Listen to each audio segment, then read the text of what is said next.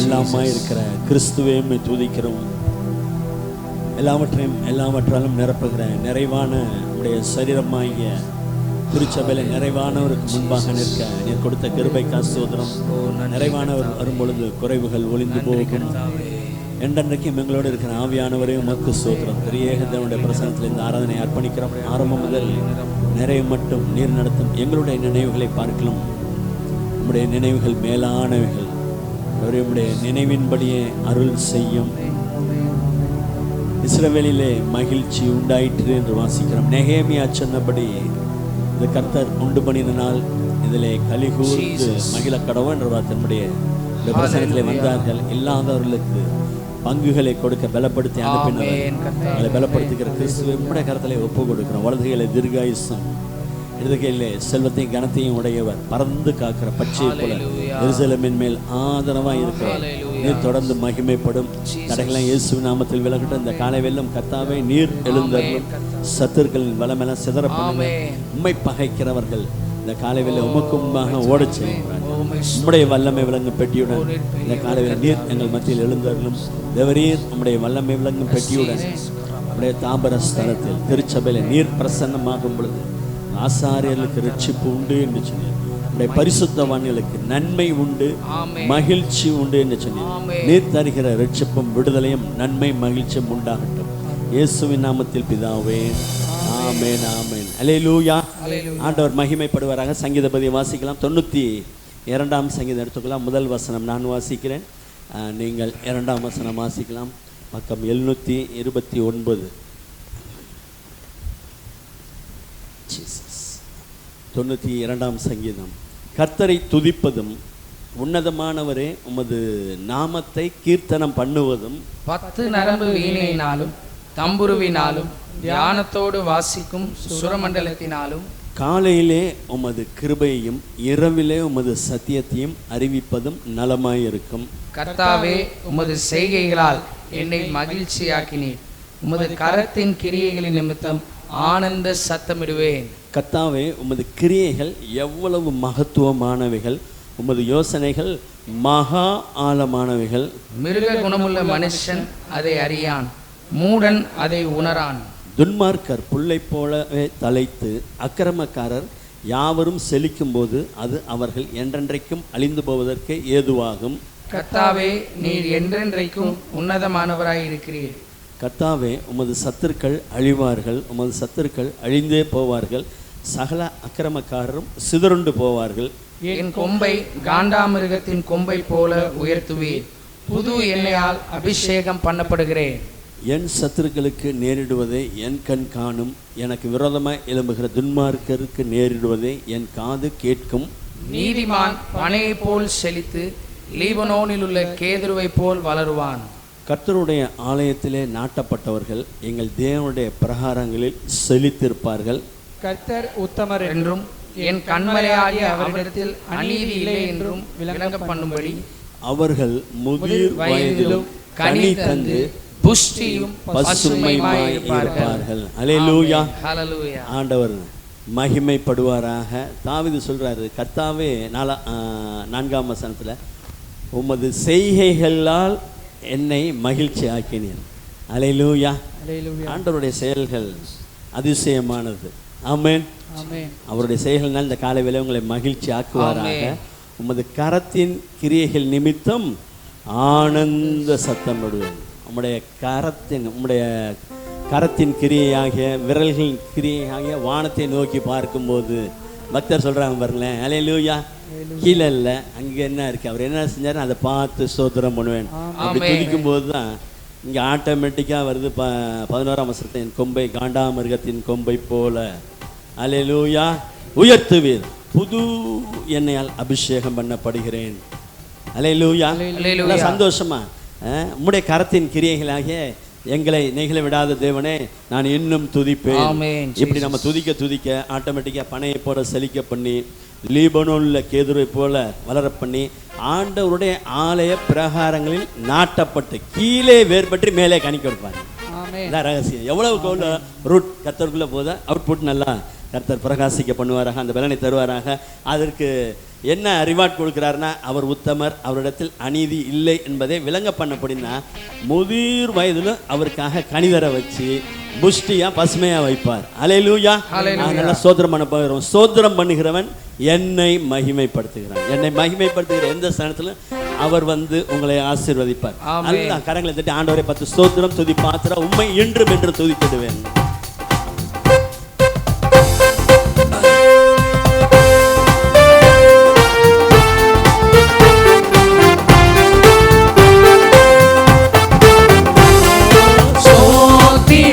துதி பாத்திரா உம்மை என்றும் என்றும் துதித்திடுவேன்.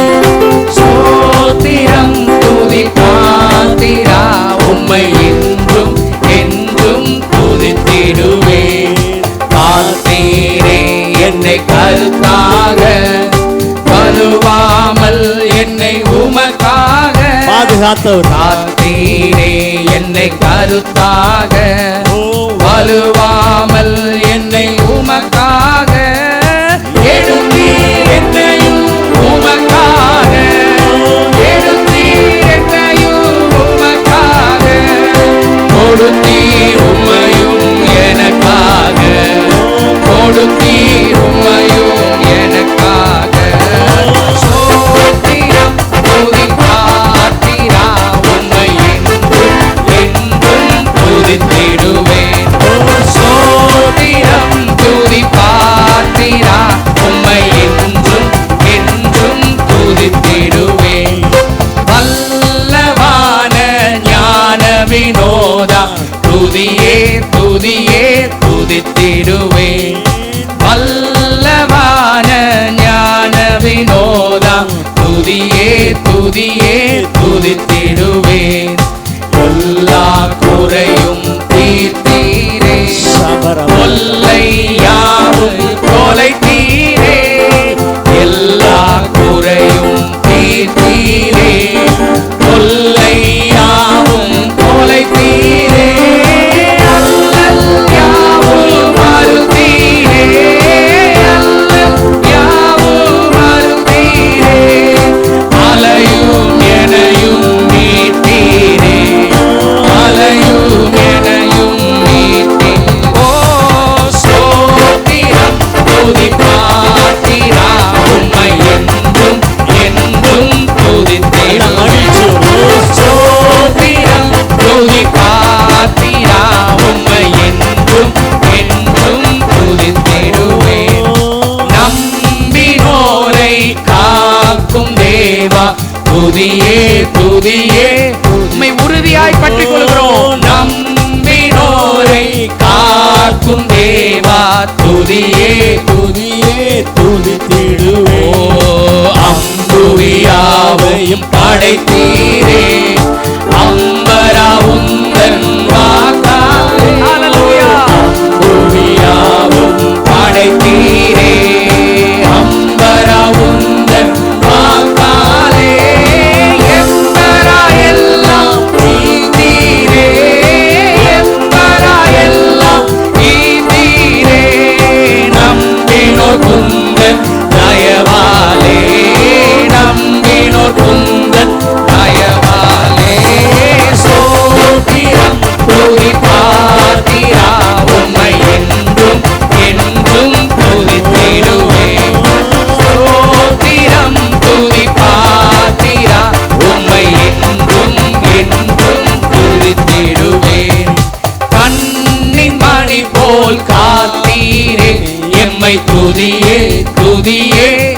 இந்த நாள் வரையிலும் பாதுகாத்தீரே. கண்ணின் மணி போல் காத்தீரே உம்மை துதியே துதியே துதித்திடுவேன். ஓ அண்ணலே உந்தன் அருளாலே அடியாரை கண் பார்த்தீரே.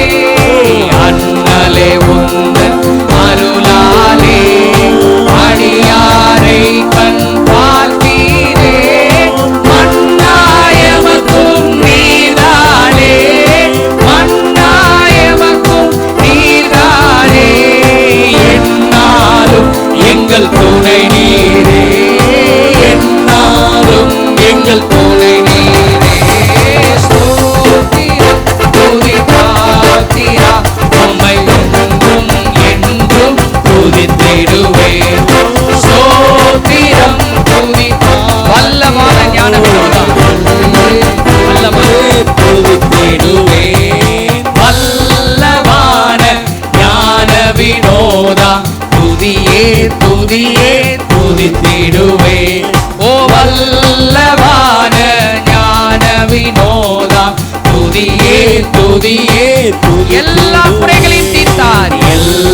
குறையும் தீர்த்தீரே, தொல்லையாவையும் தொலை சாத்தானுடைய தொல்லைகளை தொலைத்தார். குறையும் தீர்த்தீரே, தொல்லையாவையும் தொலைத்தீரே, அல்லல் யாவும் அறுத்தீரே, அல்லல் யாவும் அறுத்தீரே, அலையும் எனையும் மீட்டீரே, ஓ அலையும்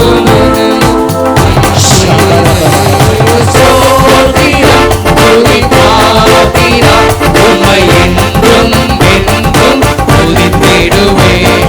சோதிரம் துதிப்பாத்திரா, உம்மை என்றும் என்றும் காத்தீரே என்னை கருத்தாக, காத்தீரே என்னை கருத்தாக, வலுவாமல் என்னை உமக்காக, காத்தீரே என்னை கருத்தாக, வலுவாமல் என்னை உமக்காக, எடுத்தீர் என்னையும் உமக்காக. உம்முடைய நோக்கத்தை நிறைவேற்றும் ஆண்டவரே.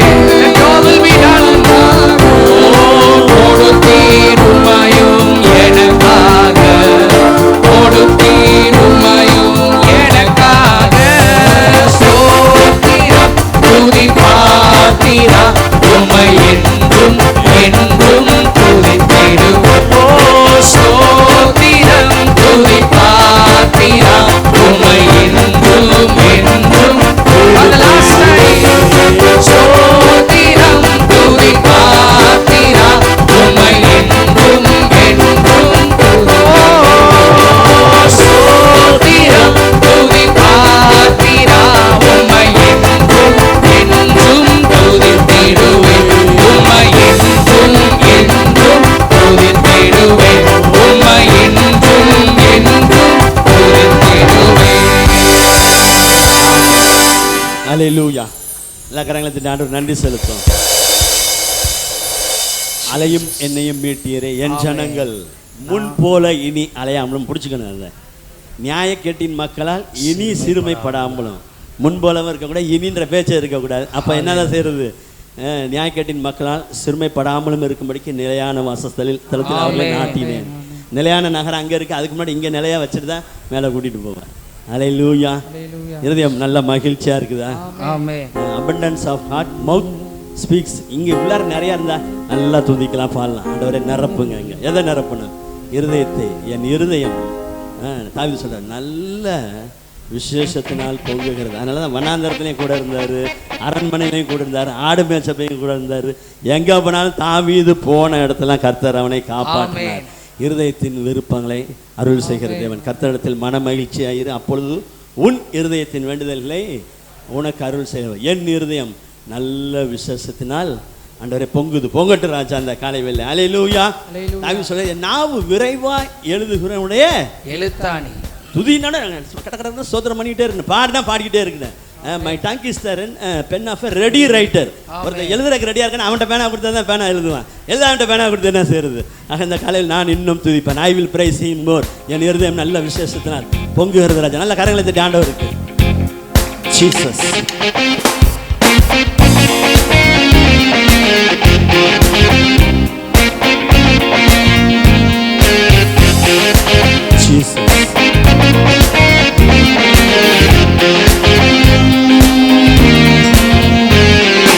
இருதயம் நல்ல விசேஷத்தினால் பொங்குகின்றதே. என் இருதயம் நல்ல விசேஷத்தினால் என் இருதயம் நல்ல விசேஷத்தினால் பொங்குகின்றதே. என் இருதயம் நல்ல விசேஷத்தினால் பொங்குகின்றதே.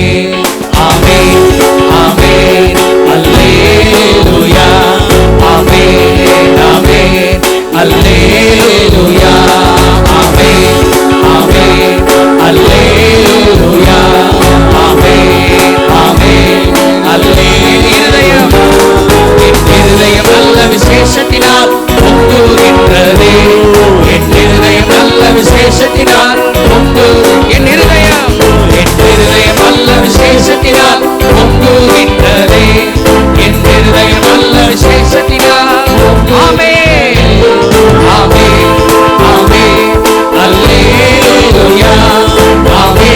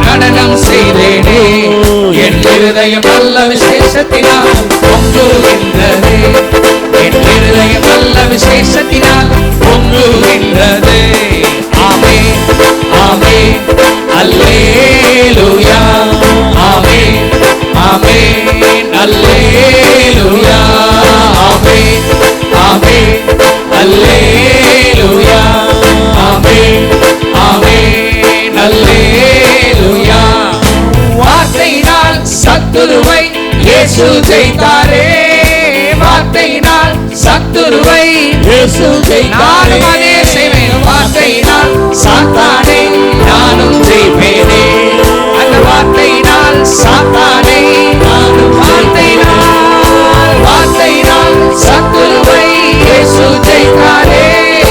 வார்த்தையினால் சத்துருவை இயேசு ஜெயித்தாரே. அந்த வார்த்தையினால் சாத்தானை நானும் ஜெயிப்பேனே. அந்த வார்த்தையினால் சாத்தானை நானும் ஜெயிப்பேனே. என் இருதயம் அல்ல விசேஷத்தினால் பொங்குகின்றதே. என் இருதயம் அல்ல விசேஷத்தினால் பொங்குகின்றதே. ஆமென் ஆமென் அல்லேலூயா. ஆமென் ஆமென் அல்லேலூயா. ஆமென் ஆமென் அல்லேலூயா. இருளான இரவிலே ஆமென் அல்லேலூயா. இருளான இரவினிலே கண்ணீர் விட்டேனே. இருளான இரவினிலே கண்ணீர் விட்டேனே. பகலுதிக்க காலையிலே நடனம் செய்தேனே. பகலுதிக்க காலையிலே மறுபடியும் இருளான இரவு மாறுகிறது. இருளான இரவினிலே கண்ணீர் விட்டேனே. இருளான இரவினிலே கண்ணீர் விட்டே சூதிக்கிறார். பகலுதிக்க காலையிலே நடனம் செய்தேனே. பகலுதிக்க காலையிலே அதனால் என் இருதயம் நல்ல விசேஷத்தினால் பொங்குகின்றதே. என் இருதயம் நல்ல விசேஷத்தினால் என் இருதயம் நல்ல விசேஷத்தினால் பொங்குகிறேன். ஓ ஜீசஸ், என் இருதயம் நல்ல விசேஷத்தினால் என் இருதயம் நல்ல விசேஷத்தினால் பொங்குகின்றது. என் இருதயம் நல்ல விசேஷத்தினால் பொங்குகிறேன். ஆஹா ஆஹா ஓஹோ ஓஹோ ஆஹா ஓஹோ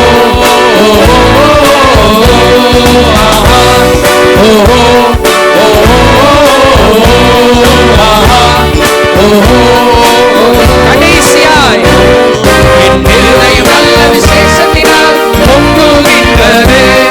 என் இருதயம் நல்ல விசேஷத்தினால் பொங்குகின்றது. ஓ ஜீசஸ், என் இருதயம் நல்ல விசேஷத்தினால் பொங்குகின்றது. என் இருதயம் நல்ல விசேஷத்தினால் பொங்குகின்றது.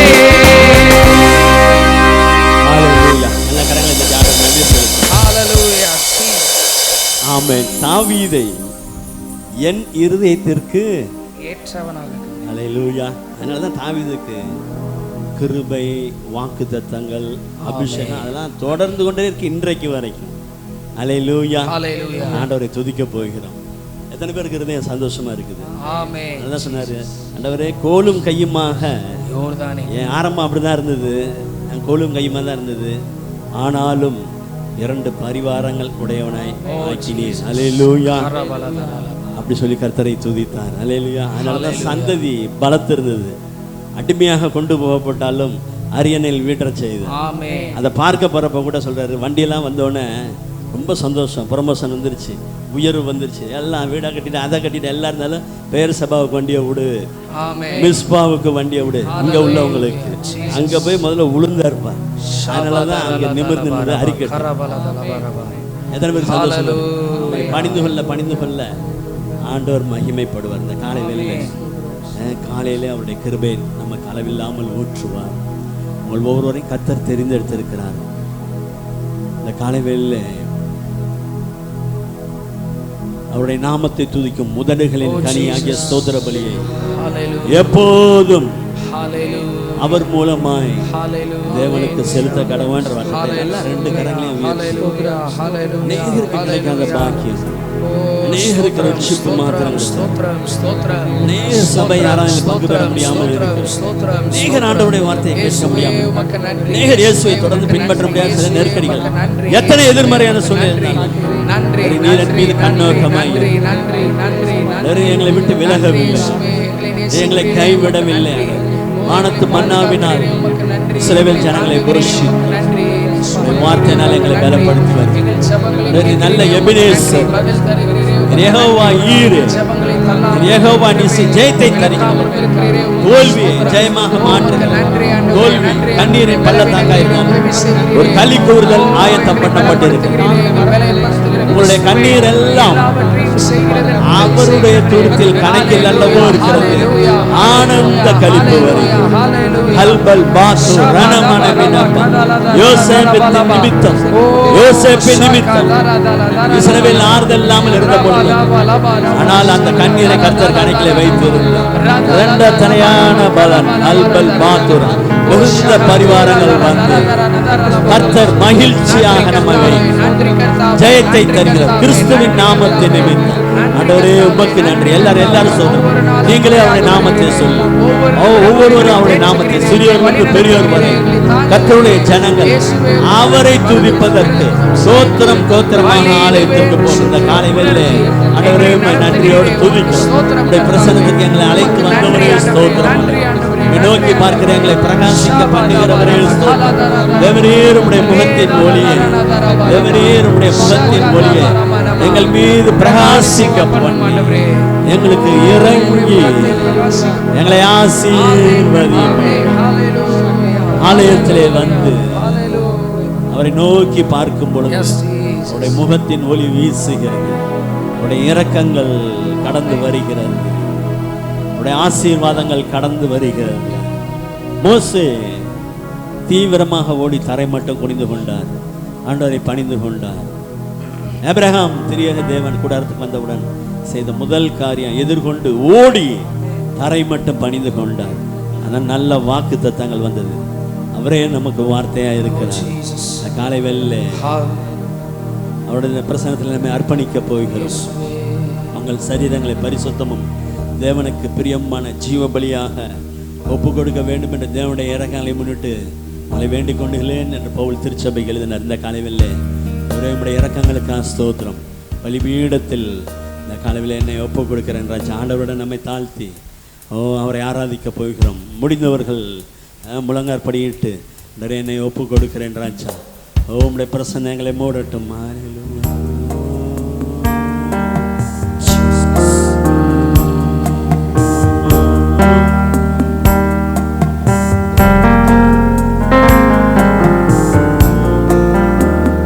தயவுள்ள சித்தத்தின்படி நடத்துங்க.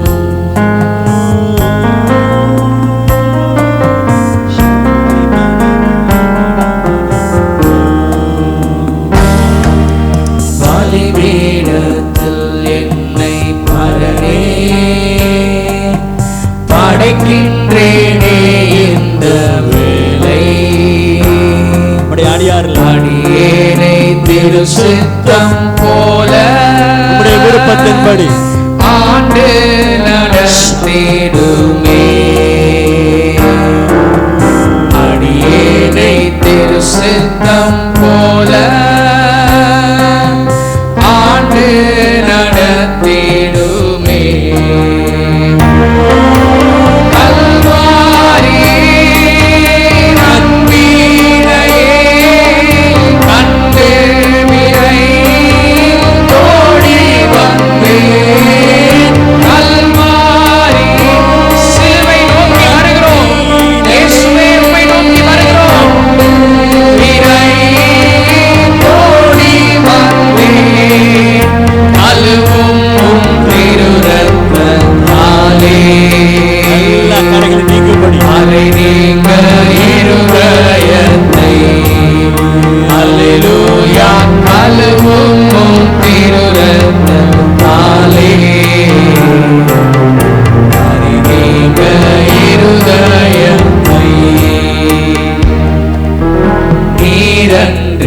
என்னாலே பாரில் ஏதும் நான் செய்தீரே இயலே. சேர்ப்பீரே மறுவாது என்னை காத்துமக்காய் நிறுத்தி. ராஜ்யத்தில் என்னை சேர்ப்பீரே. சேர்ப்பீரே வலுவாது என்னை காத்துமக்காய் நிறுத்தி. கல்வாரி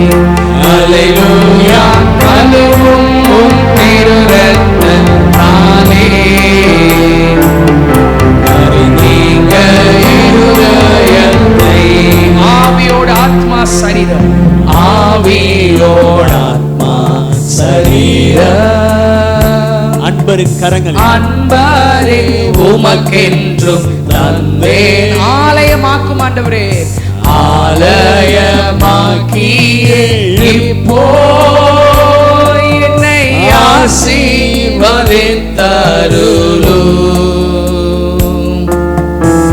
ஆலயமாக்கியே இப்போ ஆசீர்வதித்தருளும்.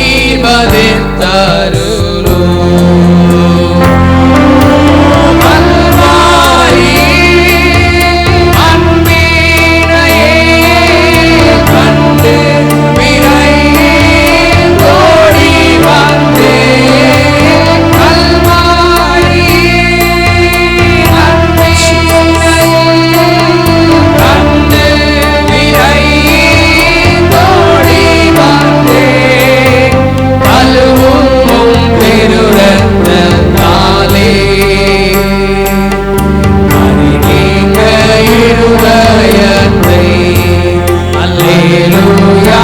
கழுவும் திருரத்தத்தாலே அறிநீங்க இருதயத்தை.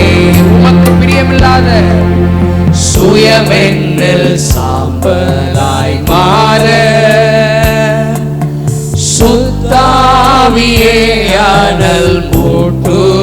ஜெயம் பெற்ற வாழ்க்கை வாழ ஜெயம் பெற்று மாமேசம் சாக தேவாருள் செய்யுமே. ஜெயம் பெற்று மாமேசம் சாக எங்கள் தேவாருள் செய்யும். எல்லாரும் இருக்கிற இடத்துல எழுப்பி நின்று கல்வாரியின் அன்பினையே, கல்வாரி அன்பினையே கண்டு விரைந்தோடி வந்தேன். கல்வாரி சிலுவையை நோக்கி பார்ப்போம், இயேசுவை நோக்கி பார்ப்போம். இயேசுவே ஓடி இரத்தத்தினால் கழுவும் ஆண்டவரே, திருரத்தத்தாலே கரை நீக்க இருதயத்தை. அல்லேலூயா. கழுவும் திருரத்தத்தாலே கரை நீக்க இருதயத்தை. அல்லேலூயா. நல்லா ரெண்டு கரங்களை உயர்த்தி அல்லேலூயா. இயேசுவே உம்மை மகிமைப்படுத்துகிறோம். இயேசுவே உம்மை உயர்த்துகிறோம். இயேசுவே இயேசுவே இயேசுவே இயேசுவே.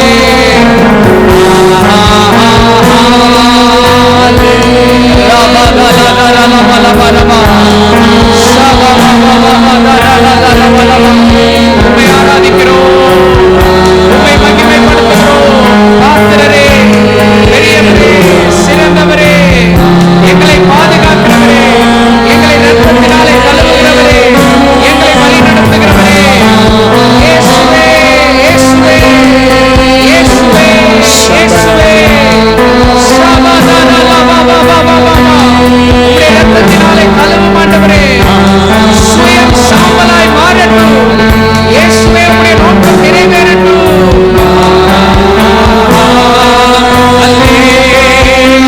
முழு இதயத்தோடு, முழு சிந்தையோடு இயேசுவை ஆராதிப்போம், இயேசுவை உயர்த்துவோம்.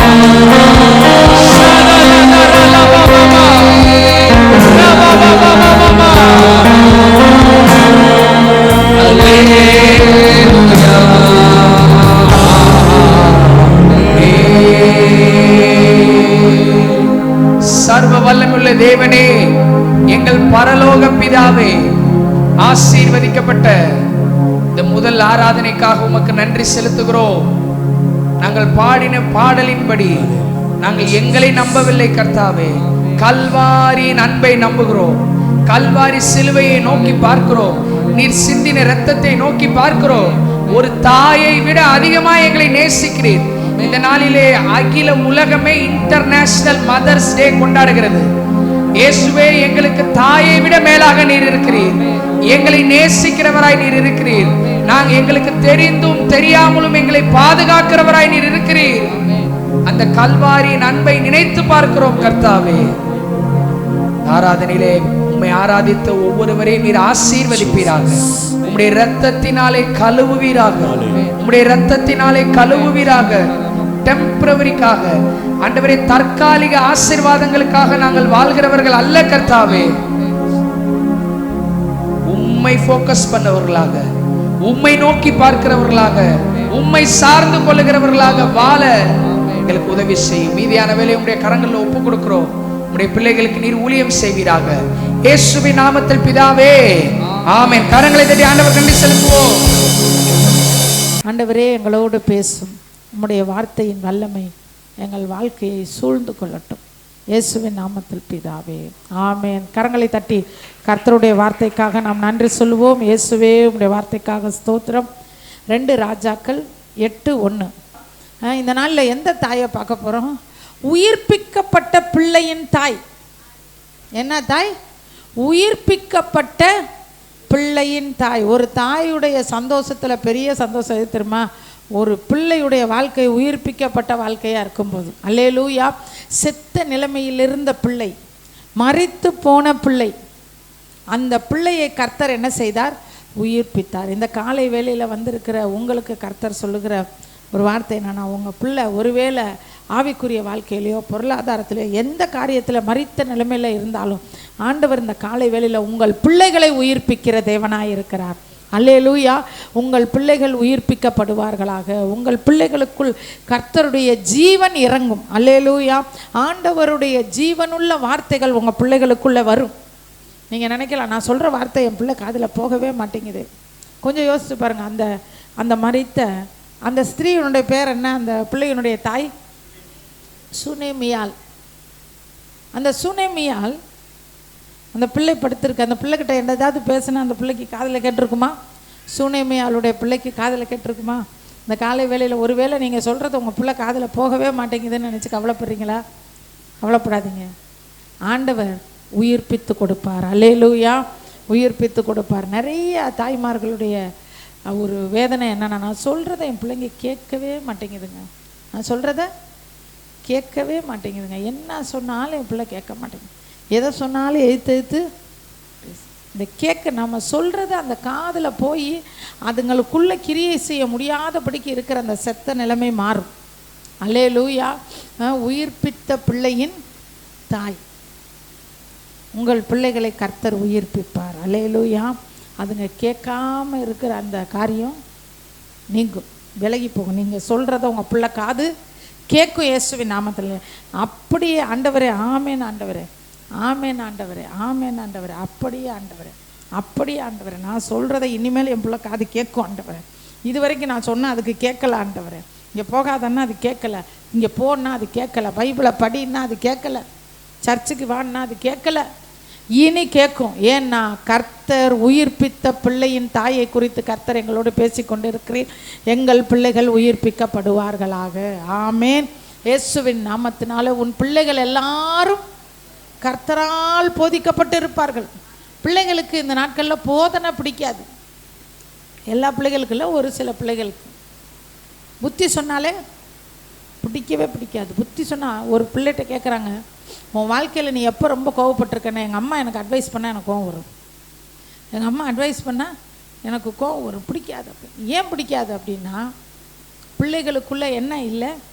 ஜீவன் இல்லை. அந்த ஜீவ வார்த்தைகள் பிள்ளைகளுக்குள்ளே இல்லாதனால அவங்க பேச ஆரம்பித்தாலே என்ன செய்ய மாட்டேங்குது? பிடிக்க மாட்டேங்குது. நீங்கள் பேசாமல் இருங்க, நீங்கள் பேசாமல் இருங்க, உங்கள் வேலையை பாருங்கள், அப்படிலாம் சொல்லக்கூடாது. அல்லேலூயா. இந்த நாளில் உயிர்ப்பிக்கப்பட்ட பிள்ளைகள் சொன்ன உடனே அதுங்களுக்கு ஏறிடும் காதில். இப்போ நான் பேசுகிறது காதில் கேட்குதா இல்லையா? அப்போ சரீர பிரகாரமான காதுகள் வேலை செய்யுது. ஆவிக்குரிய காதுகள் வேலை செஞ்சிச்சுன்னா உபதேசத்தை ஏற்றுக்கொள்வார்கள். உபதேசத்தை புத்திமதியை ஏற்றுக்கொள்ளாத பிள்ளைகளை குறித்து பைபிளில் என்னென்னமோ சொல்லப்பட்டிருக்கு. இந்த தாய்மார்கள் தினத்தில் நாம் செய்ய வேண்டிய ஒரு காரியம், நம்ம ஸ்டேட்டஸ்லாம் போடுவாங்க ஒரு சிலர், நல்லது போடுங்க, அதில் உங்கள் அம்மா சந்தோஷப்பட்டாங்கன்னா சந்தோஷம், போடுங்க, நான் வேணான்னு சொல்ல. ஆனால் அதை விட அவங்க சொல்கிறத காது கொடுத்து கேளுங்க, உட்காந்து கொஞ்சம் நேரம் பேசுங்க, என்ன சொல்ல வராங்கன்னு கேளுங்க. என்னம்மா வேணும்? உடனே அந்த அம்மாங்களும் இருக்குது பாருங்களேன், அம்மாங்கள்ட்ட நிறைய பிரச்சனை. ஒரு மகன் வந்து உட்காந்து, அம்மா உங்களுக்கு நான் ஏதாவது வாங்கி தரணும்னு நினைக்கிறேன், என்னம்மா வேணும்? அதெல்லாம் ஒன்றும் வேணாம்ப்பா, நீங்கள் வாரத்துக்கு கீழ்ப்படிஞ்சாலே போதும். அந்த மாதிரி சொல்லாதீங்க. சின்ன சின்ன காரியங்களை கேளுங்க பிள்ளைங்கக்கிட்ட. இது வாங்கி கொடு, எனக்கு அது வாங்கி கொடு அப்படின்னு கேளுங்க. அது வாங்கிட்டு வந்து கொடுத்தோடனே அதை சந்தோஷமாக அதை நீங்கள் பாராட்டுங்க. ஆமாம், நீ என்னத்தை வாங்கி கொடுத்துட்ட. ஒரு சில தாய்மார்களுக்கு திருப்தியே இருக்காது. ஆமாம், என்னத்தை செஞ்சுட்ட, ஆமாம் என்னத்தை, அது சந்தோஷமாக அந்த அந்த முகத்தில் அதை சந்தோஷத்தை காமிக்கும்போது சரி பரவாயில்ல. தாய்மார்கள் நான் சொல்கிறது சின்ன பிள்ளைங்களுக்கு பெரியவங்களுக்கு எல்லாருக்கும் தான். ஆனால் அதே சமயம் திருமணமானவங்க உங்கள் மனைவியையும் அந்த இடத்துல வைக்கணும். மனைவியையும் ஒரு சில என் மனைவி எனக்கு நீ வேணாம், எனக்கு எங்கள் அம்மா தான் முக்கியம், நீ எனக்கு வேணாம், எனக்கு எங்கள் அம்மா தான் முக்கியம். என்னதான் இருந்தாலும் எங்கள் அம்மா மாதிரி வருமா, என்னதான் இருந்தாலும் அம்மா மாதிரி வருமா, அப்படிலாம் கிடையாது. எங்கள் அம்மா தான், அப்படியும் சொல்லக்கூடாது, அப்படியும் சொல்லக்கூடாது. அவரவருக்கு கொடுக்க வேண்டிய ஸ்தானத்தை அவரவருக்கு கொடுத்தா குடும்பத்தில் எப்படி இருக்கும்? ஆசீர்வாதமாக இருக்கும். சரி, உயிர்ப்பித்த பிள்ளையின் தாய். பிள்ளைகள் உயிர்ப்பிக்கப்படும் போது தாய்க்கு என்ன கிடைக்குமா? சந்தோஷம் கிடைக்கும். சந்தோஷத்திலே பெரிய சந்தோஷம். நான் ஒரு பையனை பார்த்துருக்கேன், கைலி கட்டிட்டான், சாரி பேண்ட்டு போட்டான். பேண்ட்டு போட்டு எங்கேயோ வெளியே போகிறான் ஃப்ரெண்டு கூட. பேண்ட்டு போட்டு சட்டையை போட்டு வெளியில் போகிறான். அவங்க அம்மா இங்கே வா, அப்படி, என்னம்மா போகாத, நீ உள்ளே போ. அம்மா இல்லைம்மா ஃப்ரெண்டு கூப்பிட்டாம்மா. வேண்டாம், நீ வீட்டுக்குள்ளே போ, இன்னொரு நாள் போய்க்கலாம். உடனே பேண்ட்டை அவுத்துட்டு கையிலேயே கட்டிட்டு வெளியே வந்து நிற்கிறான் சந்தோஷமாக. இந்த முறைச்சிக்கிட்டெல்லாம் வரல. இப்போ பிள்ளைங்களை போகிற பிள்ளைங்களை போகாதான்னு தடுக்கி வச்சா எப்படி கிதியான் இருக்கும்? முகத்திலே தெரிஞ்சிடும். அப்படியே கொஞ்சம் நேரம் அவன் முகத்தில் அந்த இதே தெரியல. அவன் பாட்டுக்கு போயிட்டு பேண்ட்டை மாற்றிட்டு கையிலேயே கட்டிட்டு வந்து உட்காந்து சகஜமாக பேசுகிறான். இஸ்ரவேலுக்கு இத்தனைக்கு ரட்சிக்கப்படாத பையன். நான் சொல்கிறது இந்த ரட்சிக்கப்பட்ட பிள்ளைங்க தான் 10 கேள்வி கேட்கும். ஏன் போனா என்ன அப்படிங்கும். அவன் கூட சேர்ந்து நான் கெட்டு போயிடுவேனா அப்படிங்கும். கர்த்தர் உங்களுக்கு விசுவாசமே இல்லைங்க. என்ன சொல்லும்? விசுவாசம் இல்லை. ஏன் நான் போனால் என்ன ஆயிரும், ஏதாயிரும், இத்தனையும் யார் கேட்பான்னா ரட்சிக்கப்பட்ட பிள்ளைங்க கேட்க. ரட்சிக்கப்படாத பிள்ளைங்க ஒன்று அப்படி இருக்கும், வேறு மாதிரி இருக்கும், இல்லைன்னா ஒழுங்காக இருக்கும், 2 மட்டும்தான் இருக்கும். அல்லேலூயா. உயிர்ப்பித்த பிள்ளையின் தாய். நம்முடைய தாயை சந்தோஷப்படும் போது தான் நாம் உயிர்ப்பிக்கப்பட்டவர்களாக இருக்கிறோம். அதுக்குன்னு தாய் வந்து நீ வந்து அங்கே வந்து மொட்டையடி பிள்ளையை தூக்கிட்டு வந்து அப்படின்னா எங்கள் அம்மா நான் சந்தோஷப்படுத்துறக்கா போகிறேன், அப்படியே இல்லை. கர்த்தருக்குள் நின்று கொண்டு சந்தோஷப்படுத்தணும். கர்த்தரை விட்டு வெளியில் வந்து நம்ம யாரையும் சந்தோஷப்படுத்தணுன்ற அவசியம் இல்லவே இல்லை. அல்லேலூயா. அம்மா சொல்லுவாங்க, அதான் தம்பி இன்னைக்கு புதன்கிழமைப்பா, இன்றைக்கி போய் அந்த லேண்டை போய் புக் பண்ணுப்பா அப்படின்னு. சரிங்கம்மா அப்படின்னு போகக்கூடா. நான் போக மாட்டேன், எனக்கு புதன்கிழமை செவ்வாய்க்கிழமெல்லாம் கிடையாது, நான் வேறு நாளில் தான் போவேன். எந்தெந்த காரியங்களிலே பேசணுமோ அதில் பேசணும், எதில் இறங்கி போகணுமோ அதில் இறங்கி போகணும். சரி, உயிர்ப்பித்த அந்த பிள்ளையின் தாயை குறித்து ஒரு சில காரியங்களை நாம் பார்த்து நாம் ஜெபிக்கலாம். 4 எடுத்துக்குவோம். அதிலே 4வது அதிகாரம் 8வது வசனத்தை வாசிக்கலாம். அந்த ஊருக்கு யார் போயிருக்கிறா? எலிசா போயிருக்கிறார். எலிசா போயிருக்கும்போது அங்கே இருந்த கனம் பொருந்திய ஒரு ஸ்திரீ. அல்லேலூயா. இங்கே பார்த்தோம், உயிர்ப்பித்த பிள்ளையின் தாயாகிய ஸ்திரீ. அந்த ஸ்திரீயை குறித்து வேதம் சொல்லுகிறது கனம் பொருந்திய ஸ்திரீயா. கனம் பொருந்திய ஸ்திரீ அப்படின்னா ஒரு யாரையெல்லாம் அந்த நாட்களில் கனம் பொருந்திய ஸ்திரீன்னு சொல்லுவாங்கன்னா, ஒன்று பொருளாதாரத்தில் பயங்கரமாக செல்வ செழிப்பாக இருக்கிறவங்கள கனம் பொருந்தி, அதாவது செல்வ செழிப்புனா நிறைய ஆட்கள் வேலைக்கு இருப்பாங்க, நிறைய. ஆபிரகாம் மாதிரி அப்படி இருந்தால் ஆபிரகாம் மனைவியை கூட கனம் பொருந்திய ஸ்திரீன்னு சொல்லலை. செல்வ செழிப்பு மட்டுமல்ல, தேவனுடைய ராஜ்யத்திற்காக பிரயாசப்படுகிற பெண்களாக இருப்பாங்க. இல்லைன்னா அவங்க கணவர் ஊழியம் செய்கிறவராக இருக்கணும். 3 காரியங்கள்னால பெண்களை கனம் பொருந்தியவர்கள்னு சொல்லுவாங்க பழைய ஏற்பாட்டு நாட்களில். ஒன்று, கணவன் யாராக இருக்கணும்? ஊழியம் செய்கிறவராக இருக்கணும். இவங்களும் அதுக்கு ஈக்குவலாக தேவ ராஜ்யத்தில் நிற்கிறவங்களா இருக்கணும். அப்படி இருந்தால் கனம் பொருந்தியவர்கள்னு சொல்லுவாங்க. 2வது, செல்வ செழிப்பாக இருக்கிறவங்கள பார்த்து என்ன சொல்லுவாங்க? கனம் பொருந்தி. இவங்க கனம் பொருந்திய ஸ்திரீ அப்படின்னு இவங்களை சொல்கிறாங்க. இவங்களுடைய காரியங்களை பார்க்கும்போது பொருளாதாரத்துலேயும் இவங்க குறை உள்ளவங்க மாதிரி தெரியலை, ஆவிக்குரிய வாழ்க்கையிலையும் குறை உள்ளவர்களாக தெரியலை. அந்த ஹஸ்பண்ட் பார்த்திங்கன்னா இவங்களோட அப்படி கரெக்டாக நல்லா ட்ராவல் பண்ணி போயிட்டுருக்காரு. அப்போனா 2 பேருக்குள்ளே எப்படி இருக்குது? நல்ல ஒரு மனம் இருக்குது. அவர் வராரு, எலிசா எங்கே வராரு? ஊருக்கு வராரு. வரும்போதெல்லாம் இவங்க வீட்டுக்கு வராரு. வந்து எதுக்கு வருவாராம்? போஜனம் பண்ணும்படி. வருகிற ஒரு தேவனுடைய மனுஷனை உபசரிக்கிறவங்களா இந்த ஸ்திரீ இருக்கிறாங்க. அல்லேலூயா. உயிர்ப்பிக்கப்படுகிற பிள்ளைகள் நமக்கு வேணும் அப்படின்னா உபசரிக்கிற குணம் நமக்கு இருக்கணும். உபசரிக்கிற குணம் இருக்கணும். இப்போ உபசரிக்கிற குணம் பெண்களுக்கெல்லாம் நிறைய போயிடுச்சு. நிறைய என்ன செஞ்சிருச்சு? போயிடுச்சு. வேலைக்கு போகிறவங்களால சுத்தமாக முடியாது. வேலைக்கு போகிறவங்கள நான் சொல்லலை, வீட்டில் இருக்கிறவங்க அவங்கெல்லாம் யாராவது வராங்கன்னா, முந்திலாம் யாராவது சொந்தக்காரங்களோ யாரோ ஊர்லேருந்து வந்தால் கதவை திறந்துன்னு வாங்க வாங்க வாங்க வாங்க வாங்கணும். இப்போ கதவை திறந்துன்னு ஏன் ஒரு ஃபோன் பண்ணிட்டு வந்திருக்கலாம்ல, என்ன சொல்லிட்டு வந்திருக்கலாம்ல. ஃபோன் பண்ணிட்டு வந்தால் என்ன சொல்லிடுவோம்? இல்லையா? அப்படியா? ஐயோ நான் நாளைக்கு இங்கே போகிறேன் அங்கே போகிறேன்.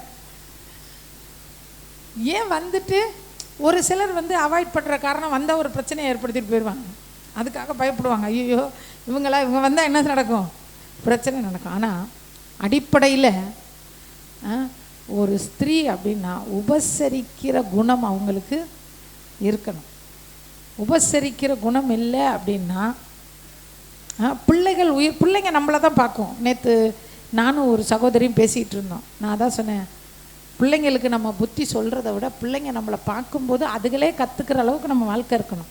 அவ்வளோதான். அப்படி இருந்துட்டால் போதும். நம்ம உட்கார வச்சு மணிக்கணக்காக பேசிக்கிட்டு இருக்கக்கூடாது. அதுகளுக்கு பேசினா பிடிக்காது. பிள்ளைங்களுக்கு பேசினா ரொம்ப இதை செய்யாத அதை செய்யாத அப்படின்னா கோவம் வரும். ஆனால் அதே சமயம் நம்ம அதுக்கேற்ற மாதிரி வாழ்ந்து காமிச்சிட்டோம்னா, அதுலேயும் பெண் பிள்ளையை பெற்றவங்கெல்லாம் அதுக்கேற்ற மாதிரி வாழ்ந்து காமிச்சிட்டோம்னா போதும். அது போய் அங்கே ஒரு பெரிய குடும்பத்தையே என்ன பண்ணிடும்? ஆயத்தப்படுத்திடும். பாருங்களேன், அம்மா அப்பாவுக்கு நல்லா கீழ்ப்படிஞ்சிருக்கிறவங்கன்னா பிள்ளைங்க அதே மாதிரி இருக்கும். இங்கே இது கீழ்ப்படியலைன்னா அங்கிட்ட என்ன நடக்கும்? பிரச்சனைகள் நடக்கும். முதலாவது உபசரிக்கிற குணத்தை ஆண்டவரே எங்களுக்கு தாங்க ஆண்டவரே. அந்த உபசரிக்கும் போது போஜனம் பண்ணும்படி அங்கே எலிசா தங்குகிற போஜனம் பண்ணும்படி வருந்தி கேட்டுக்கொண்டாள். தயவு செஞ்சு வாங்க, தயவு செஞ்சு என்ன செய்யுங்க, வாங்க எங்கள் வீட்டில் சாப்பிடுங்க அப்படின்னு கூப்பிட்டு சாப்பாடு. சரி, கூப்பிட்டு சாப்பாடு கொடுக்குறாங்க. ஓகே, இவங்களுடைய மனநிலையை கொஞ்சம் ஒரு 2 நிமிஷம் பார்ப்போமே. இவங்களுடைய மனநிலை, இவங்களுக்கு குழந்தை இல்லை. இவங்களுக்கு என்ன இல்லை? குழந்தை இல்லை. இவங்க வீட்டுக்காரர் வயசானவர். 2வது பாயிண்ட், வீட்டுக்காரருக்கு கணவன் வயது சென்றவனாக இருக்கிறான். வயது சென்ற கணவனோடு வாழ்ந்து கொண்டு இருக்கக்கூடிய ஒரு பெண். அவருக்கு தெரிஞ்சு போச்சு இனிமேல் குழந்தை என்ன செய்யாது, பிறக்காது. அதனால இவங்க வாழ்க்கையில் இவங்க ஒரு முடிவு கொண்டுட்டாங்க, இனிமேல் நமக்கு என்ன இல்லை, ஏங்க என்ன தான் இருந்தால் எவ்வளவு இருந்தால் என்ன, குழந்தை இல்லைன்னும் போது அவங்க மனசளவில் எந்த அளவுக்கு விரக்தி உள்ள மனசோடு இருப்பாங்க. எந்த அளவுக்கு எலிசாவே அம்மா உங்கள் வீட்டுக்கு வரமா, எனக்கு கொஞ்சம் சோறு போடுமாண்ணா.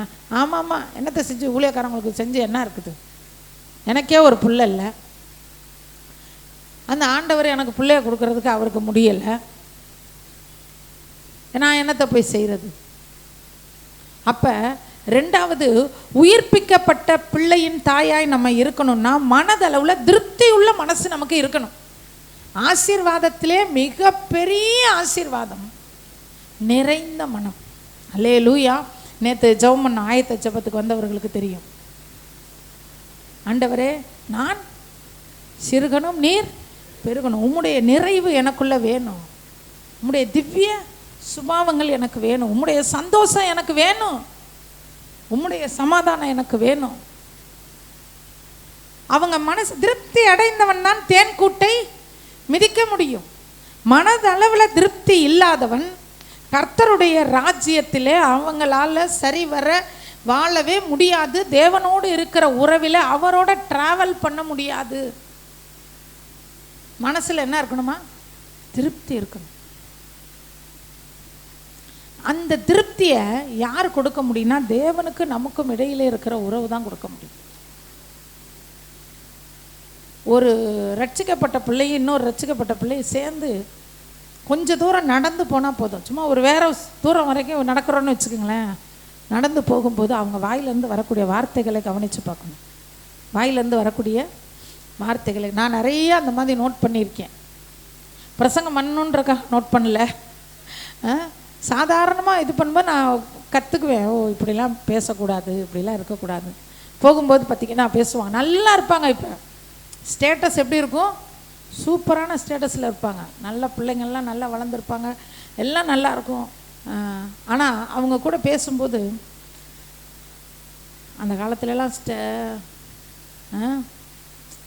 பிள்ளைங்கள்லாம் சாப்பாட்டு கூட இல்லாமல் இருந்துச்சு. அப்போ பார்த்தீங்கன்னா எங்கள் மாமியார் சொல்லுவாங்க பாருங்கங்க அப்படின்ட்டு அழுவாங்க. அப்போல்லாம் பார்த்தீங்கன்னாங்க நாங்கள் எங்கள் முன்னாடி வச்சு சாப்பிட மாட்டாங்கங்க. எங்கள் முன்னாடி வச்சு சாப்பிட மாட்டாங்க, அப்படியே இலையை முடிக்குவாங்கங்க. அதை நினைக்கும் போது எனக்கு இன்னைக்கு நீ 100 பேருக்கு சோறு போடுற மாதிரி இருக்க. ஆனால் இருதயம் எதில் நிரம்பி இருக்கு? மனசளவில் நிறைவு. இன்னைக்கு பிரியாணியே கொடுத்தாலும் ஒரு காலத்தில் ரசம் சோறு சாப்பிட்டாங்கன்ட்டு அழுவாங்க. அல்லேலூயா. மனம் நிறைந்த ஒரு வாழ்க்கையை ஆண்டவர்கிட்ட கேட்கணும். பணம் நிறைந்த வாழ்க்கை அல்ல. மனசு நிறைஞ்சிச்சுன்னா பணம் நிறைஞ்சிடும். மனசுல என்ன எப்போ பார்த்தாலும் ஒரு விரக்தி. இந்த அம்மா பாருங்களேன், நான் ரொம்ப ஆச்சரியப்பட்டேன். கர்த்தருக்கு ஒரு காரியம் செய்யணும்னா நான் என்னையவே நான் சொல்கிறேன்னு வச்சுக்கோங்களேன். ஏதோ ஒரு நல்லது நடந்தா அப்படிலாம் இருந்தால் ஆண்டவருக்கு நம்ம இதை செய்யணும், இல்லைனா பொருத்தனை பண்ணுவோம். கர்த்தாவே இது நடந்துச்சுன்னா நான் இதை செய்கிறேன்னு. தப்பு இல்லை. எல்லாமே எதிராக இருந்தாலும், சூழ்நிலைகள் தோல்வி போல தெரிந்தாலும், எல்லாமே எதிராக இருக்கும்போது ஒருத்தவங்க அப்படியே க்ளீனாக நடக்கிறாங்க பாருங்களேன். வாங்க எங்கள் வீட்டில் வந்து சாப்பிட்டு போங்க வாங்க அப்படின்னு கூப்பிட்றாங்க. சரி கூப்பிட்டாங்கல்ல, இவர் வந்தார்ல, சாப்பிட்டார்ல, போயிட்டார். அடுத்த வாட்டி வராரு, அடுத்த வாட்டி வாங்க சாப்பிடுங்க, சாப்பிட்டு போயிட்டார். அடுத்த வாட்டி வராரு, வாங்க சாப்பிடுங்க, சாப்பிட்டு போயிட்டார். அதுக்கப்புறம் இந்த அம்மா ஒரு வார்த்தை சொல்லுது அவங்க கணவர்கிட்ட. பார்த்தீங்கன்னா அவள் தன் புருஷனை நோக்கி 4:9 அவள் தன் புருஷனை நோக்கி, இதோ நம்மிடத்தில் எப்போதும் வந்து போகிற தேவனுடைய மனுஷனாகிய இவர் பரிசுத்தவான் என்று காண்கிறேன். அல்லேலூயா. கரங்களை தட்டி கர்த்தருக்கு நன்றி சொல்லுவோமா? எப்போதும் வந்து போகிற இவர், அடிக்கடி வந்துட்டு போறாரு பாருங்க. அந்த எலிசா நாகமான சட்டையே பண்ணல, கிலோ கணக்கில் வெள்ளி ஒரு ஆள் எடுத்துட்டு வர்றாரு. கிலோ கணக்கில் 70 கிலோவா 430 கிலோ வெள்ளிய தூக்கிட்டு வர்றாரு காணிக்க கொடுக்க. அவரை வெளியில வந்து எட்டி கூட பார்க்காம உள்ளே இருந்துக்கிட்டு அனுப்பி விட்ட அந்த மனுஷன் அடிக்கடி வந்து போகிறார் இந்த வீட்டுக்கு. அல்லேலூயா. அப்ப எந்த அளவுக்கு இன்னொன்று ஆண்டவருடைய நடத்துதல் இருக்கு. ஆண்டவருடைய நடத்துதல் இருக்கு. நான் அடிக்கடி சொல்லுவேன், இந்த வீடு சந்திப்பு ஊழியங்கள்லாம் செய்கிறாங்க, ரொம்ப நல்லது, சந்தோஷம். ஆனால் நான் சொல்லுவேன், ஒரு வீட்டை சந்திக்கணும்னா கர்த்தர் அனுப்பணும், அப்படி போய் சந்திக்கணும். இந்த மாதத்துக்குள்ளே எல்லார் வீட்டுக்கும் போய் வீடு சந்திப்பு பண்ணுறது அது எதுக்கு? யாரை திருப்திப்படுத்துறதுக்கு? அல்லேலூயா. ஒருத்தர் என்கிட்ட சண்டையை போட்டார் இதனால. நீங்கள் வீடு சந்திப்புக்கு வரமாட்டீங்க. வரமாட்டோம். அப்புறம் என்ன சொல்கிறீங்க அப்படின்னு. அதெல்லாம் வீடு சந்திப்புக்கெல்லாம் யாரை சந்தோஷப்படுத்துறதுக்கு வீடு சந்திப்புக்கு வரணும்? கர்த்தர் போ சொல்லணும். இப்போ இவர் பாருங்க, நாகமான எட்டி கூட பார்க்கல. ராஜாவுடைய அந்த புறத்தில் அவர் ராணிக்கிட்ட என்ன பேசுகிறாருன்றது கூட, அதாவது ராணிக்கிட்ட என்ன பேசுகிறாருன்னா தப்பாக நினச்சிக்க கூடாது. சூதான காரியங்களை பேசுறது காதில் விழுந்துருச்சு. அப்படிப்பட்ட மனுஷன் இந்த வீட்டுக்கு அடிக்கடி என்ன செய்கிறாரு? வராரு போறாரு. அந்த அம்மா சொல்லுது, இவர் பரிசுத்தவான் என்று காண்கிறேன். அல்லேலூயா. நிறைவை பார்க்கக்கூடிய கண் இருந்துச்சு சூனேமியாளுக்கு. அல்லேலூயா. எப்படியாப்பட்ட எலிசாவாக இருந்தாலும் 10 வாட்டி வந்துட்டு போனால் எலிசா கிட்ட இருக்க குறைகளுக்கு தெரிஞ்சிடும். தெரியுமா தெரியாதா? தெரிஞ்சிடும். ஆண்டவர்கிட்ட நெருங்க நெருங்க நெருங்க நெருங்க நிறைவு தெரியும், மனிதர்கள்ட்ட நெருங்க நெருங்க நெருங்க குறைவு தெரியும். இதுதான். ஆனால் இந்த அம்மாவுக்கு நிறைவை பார்க்கிற கண் இருந்துச்சு, மற்றவங்க கிட்ட இருக்கிற குறைவை அல்ல, அவங்க கிட்ட இருக்கிற நிறைவு. ஒரு சில நேரம் யார் மேலேயாவது ரொம்ப மனசுக்கு வருத்தமாக இருக்கும், என்னடா இப்படி இருக்கிறாங்களே அப்படின்னு நினைக்கும் போது உடனே நான் சொல்கிறேன், பெருமைக்கு நான் சொல்லலை, அப்படி அந்த மாதிரி அப்படியே அடுக்கடுக்காக போகும். என்ன அது இப்படி இருக்காங்க, என்ன இப்படி இருக்காங்க, என்ன அப்படி என்ன அப்படின்ட்டு வரும்போது டக்குன்னு அவங்களுடைய நிறைவுகளையா ஆண்டவர் காட்டுவார். நிறைவுகளையா என்ன செய்வார்? காட்டுவார். இல்லைன்னா நாமெல்லாம் யோசிக்கணும், இவ்வளோ குறைகள் இவங்களை பற்றி நான் யோசிச்சுட்டு இருக்கேனே, இவங்கக்கிட்ட என்ன நிறைவு இருக்குது, அதையும் கொஞ்சம் நேரம் யோசித்து பார்க்கலாமேன்னு ஒரு ஹோம்ஒர்க் மாதிரி எடுத்து போடணும். போட ஆரம்பித்தா நீங்கள் நம்ப மாட்டீங்க, குறைவை விட நிறைவு நிறைய இருக்கும். பிசாசு அதை பார்க்கவே கூடாது, குறைவை தான் என்ன செய்வோம். ஒருத்தவங்க வந்து சொன்னாங்க, ஆண்டவருடைய காரியங்களை நிறைய பேசுனாங்க, கர்த்தர் எனக்கு அபிஷேகத்தை கொடுத்துருக்கார், வரங்களை கொடுத்துருக்காரு, அப்படி கொடுத்துருக்காரு, இப்படி கொடுத்துருக்காரு.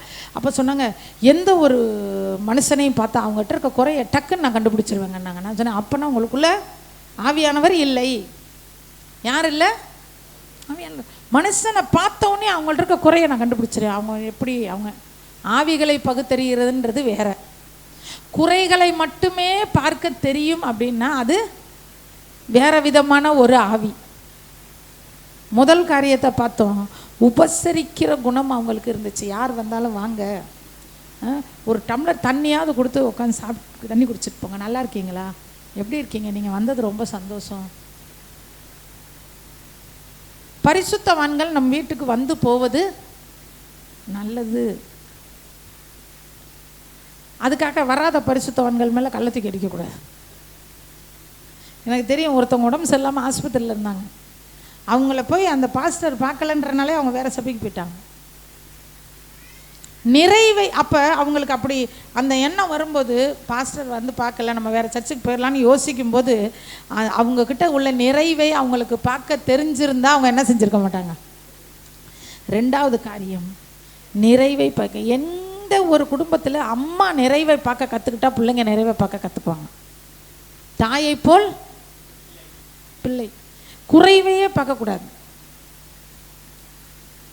பிள்ளை இல்லைன்ற அந்த சூழ்நிலையில் அவர் கேட்குறாரு.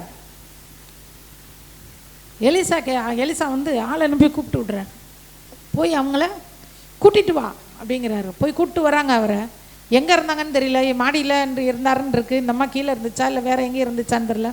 கூட்டிகிட்டு வராங்க. கூட்டிகிட்டு வந்தோடனே கேயாசியை பார்த்து எலிசா சொல்கிறாரு, இதோ இப்படிப்பட்ட சகல சலக்கரணையோடும் எங்களை விசாரித்து வருகிறாயே. சகல சலக்கரணை, இது என்னடா இது சலக்கரணை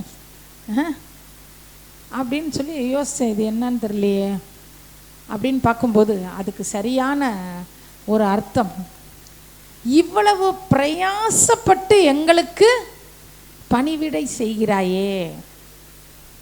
இவ்வளவு ஆங்கில வேதாகமத்தில் அதுக்கு என்ன வார்த்தை சொல்லப்பட்டிருந்துச்சு? கன்சர்ன். என்னவா? கன்சர்ன். நம்ம யார் மேலே தெரியுமா சொல்லுவோம்? சின்ன பிள்ளைங்கள தான் சொல்லுவோம், அவங்க இவங்க மேலே ரொம்ப கன்சர்னாக இருக்கிறாங்க அப்படின்னு. அப்படி இல்லை, இவங்க யார் மேலே இருந்தாங்களாம்? கவலை கலந்த அன்பு. என்ன கலந்து? சாப்பிட்டாங்களா, சாப்பிட்டு முடிச்சு கை கழுவி இருப்பாங்க, திருப்தியாக சாப்பிட்டாங்களோ, பிடிச்சி சாப்பிட்டீங்களா, பிடிக்காம சாப்பிட்டீங்களா, உபசரித்ததில் எதுவும் தவறு இருக்கா, அவங்கள சந்தோஷப்படுத்தணுன்ற கவலை. அல்லேலூயா. தேவனுடைய பிள்ளைகளை சந்தோஷப்படுத்தணும் அப்படிங்கிற மிகப்பெரிய கவலை அந்த அம்மாவுக்கு இருந்துச்சு. சகல சலக்கரணையோடும் எங்களை நீ என்ன செய்கிற? விசாரிக்கிற. மூணாவது காரியம், மற்றவங்க நம்மளை சுற்றி இருக்கிறவங்க சந்தோஷமாக இருக்கணும்னு நினைக்கணும். நம்மளை சுற்றி இருக்கிறவங்க சந்தோஷப்படணும்னு நினைக்கிறோம். முதல் காரியத்தை நம்ம பார்த்தோம். முதல்ல என்ன பார்த்தோம்? மறந்துச்சு. பார்ப்போம். உயிர்ப்பித்த தாய் அவங்க முதல் குவாலிட்டி அவங்கள்ட்ட உபசரிக்கிற குவாலிட்டி. வந்தவங்களை உபசரிக்கணும். வீடு தேடி வந்தவங்களாம் என்ன செய்கிறாங்க? உபசரிக்கிறாங்க. ஒரு சில பெண்கள் வந்து அவங்க வீட்டு சைட்லேருந்து வந்தால் உபசரிப்பாங்க, ஆப்போசிட் சைட்லேருந்து வந்தால் உபசரிக்க மாட்டாங்க. அப்படி இருக்கக்கூடாது. எல்லாத்தையுமே என்ன செய்யணும்? உபசரிக்கணும். ஞானமுள்ள பெண்கள் யாராருக்கு ஒவ்வொரு எல்லையை குறித்து அதுக்குள்ளே அவங்கவுங்கள வைக்கணும். அல்லேலூயா. வச்சு சந்தோஷப்படுத்தணும். அந்த எல்லையை தாண்டி என்ன செஞ்சிடக்கூடாது. ஆமாம், அதுவும் ஒன்று இருக்குது. அது ரொம்ப ஜாக்கிரதையாக இருக்கணும் அதில். சரி, உபசரிக்கிற பெண்ணாக இருந்தாங்க. ரெண்டாவது, நிறைவு மன திருப்தி உள்ள பெண்ணாக இருந்தாங்க. திருப்தி வேணும்னா காசு இருந்தால் தான் திருப்தின்லாம் கிடையாதுங்க. காசு இருந்தால் திருப்தி, பணம் இருந்தால் திருப்தி. ஆமாம், பிறந்த நாளைக்கு பார்த்தீங்கன்னா கிஃப்ட் கொடுக்கலன்னா திருப்தியாக வராது. ஒரு சில பெண்களுக்கு அப்படியே டைவர்ஸ் வரைக்கும் போயிடுவாங்க. ஒரு நாள் இது நடந்துச்சு. கிஃப்ட்டு கொடுக்கல, ஒருத்தர் மறந்துட்டாங்க. அது எப்படி உனக்கு மறக்கும்? அது எப்படி மறக்கும்? அவ்வளோதான். அன்பு இல்லை, மாயை, அது இது அப்படின்னு சொல்லி வீட்டுக்குள்ளே. ஆனால் திருப்தி உள்ள மனசு ஏதோ ஒரு கவலை என்னமோ இருக்கும் போல், மறந்துட்டார் போல் அப்படின்னு எழுப்பி, இன்றைக்கி எனக்கு பர்த்டே, என்ன ப்ளஸ் பண்ணுங்க அப்படின்னு சொல்லி பாருங்களேன். அதை தூக்கி வச்சு அந்த நாள் முழுசும் மூஞ்ச தூக்கி வச்சுருப்பாங்க. நான் பார்த்ததை சொல்கிறேன். ஒரு சில பெண்களுக்கு பர்த்டேன்றதை வீட்டில் யாராவது மறந்துட்டோம், அன்றைக்கி முழுசும் வீடு குட்டி நரகமாயிரும்.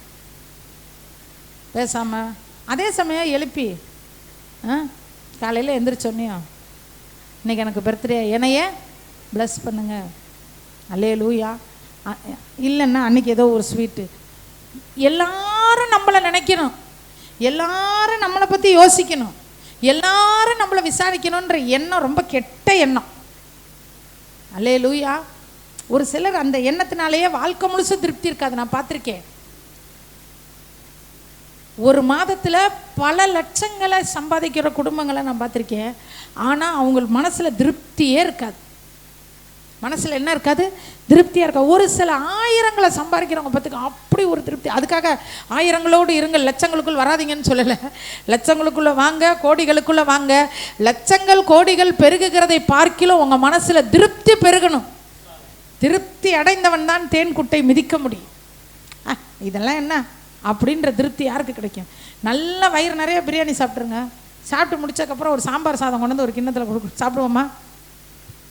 ஐயோ, எனக்கு வயிறு ஃபுல்லாக இருக்குது. அந்த மாதிரி மனசு ஃபுல்லாக இருக்கணும். எல்லாமே எதிராக இருந்தாலும் சரி.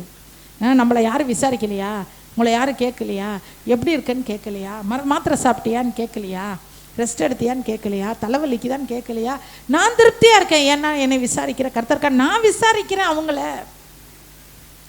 நான் அவங்கள விசாரிக்கிறேன். பிள்ளைன்னு சாப்பிட்டியான்னு கேட்கல அப்படின்னா, பிள்ளைய சாப்பிட்டியான்னு நீங்கள் கேளுங்க. என்ன கேட்டியா? என்னை ஒரு வார்த்தை கேட்டியா? நான் 4 வார்த்தை கேட்குறேன். முடிஞ்சு போச்சு. முதலாவது உபசரிக்கிற தாயாக இருக்கணும். ரெண்டாவது என்ன தாயாக இருக்கணுமா?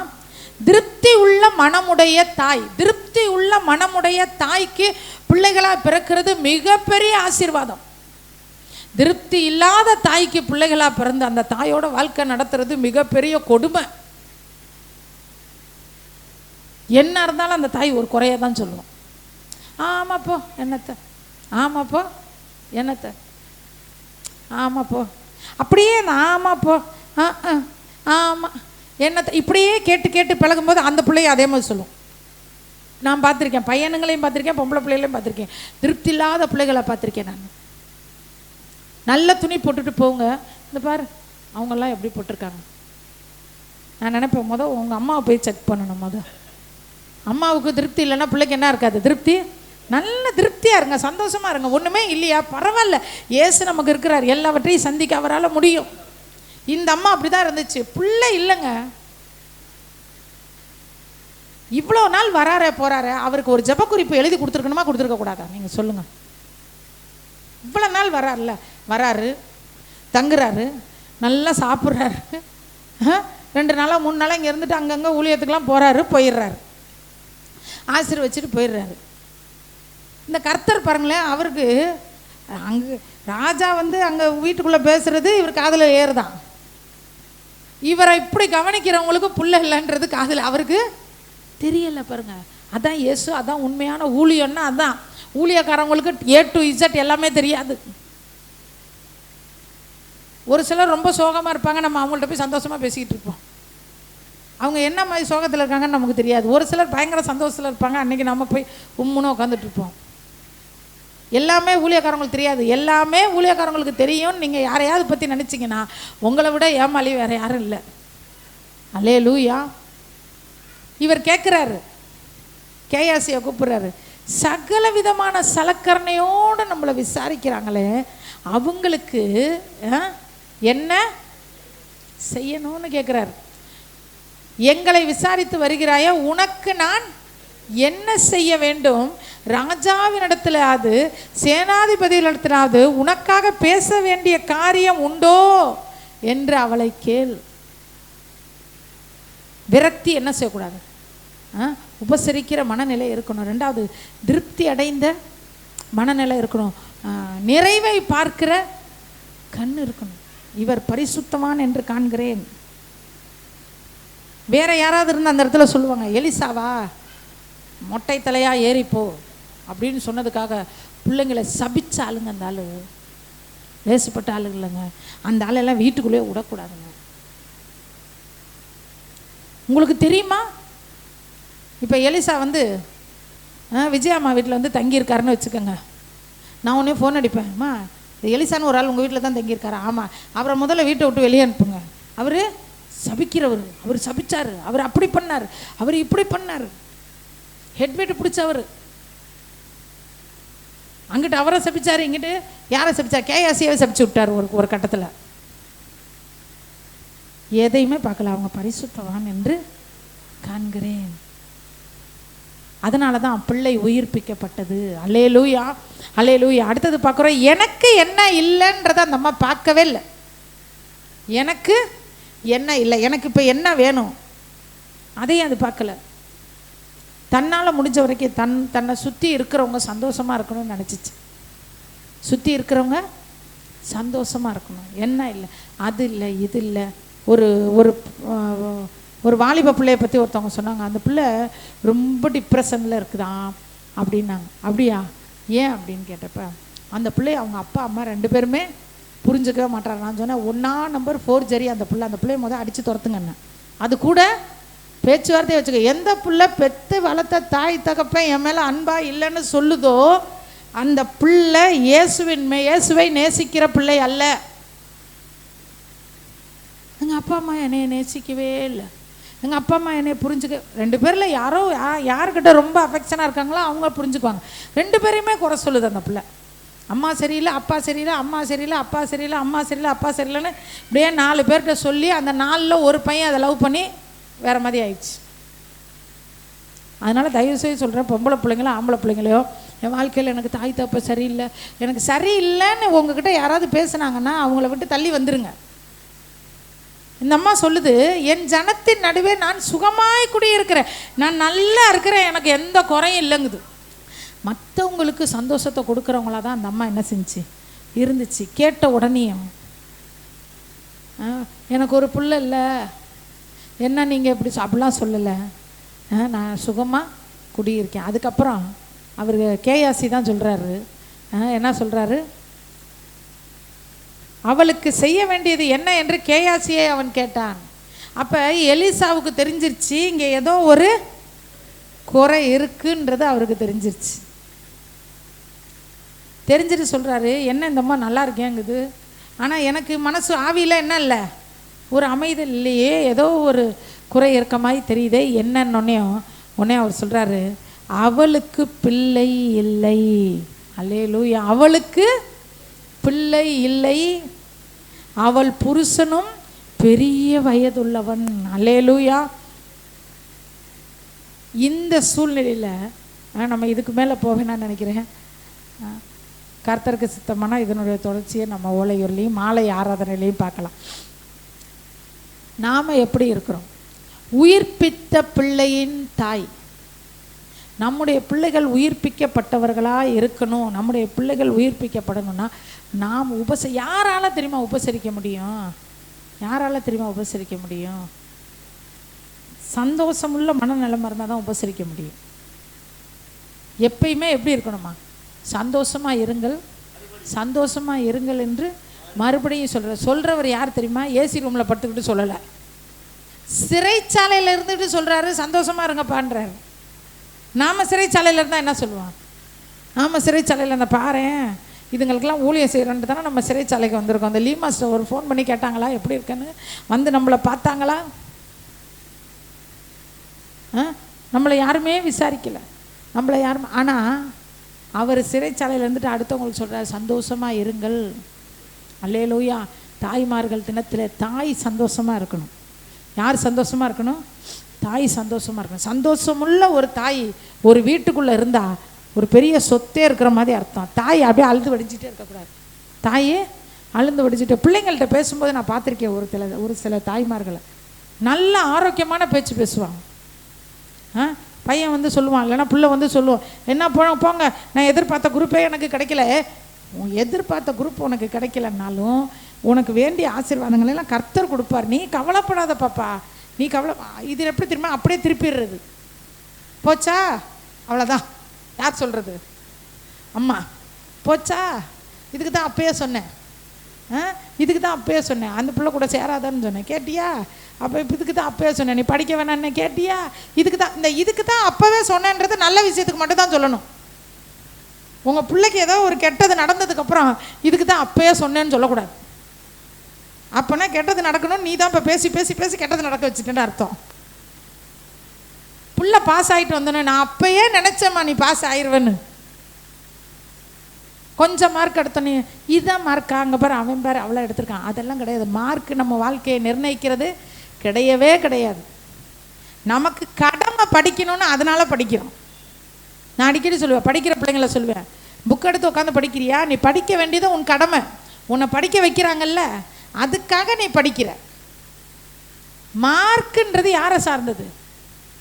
யாரை சார்ந்தது? அது கர்த்தர் கொடுக்கறத வாங்கிட்டு போயிட்டே இருக்க வேண்டியது, அவ்வளோதான்.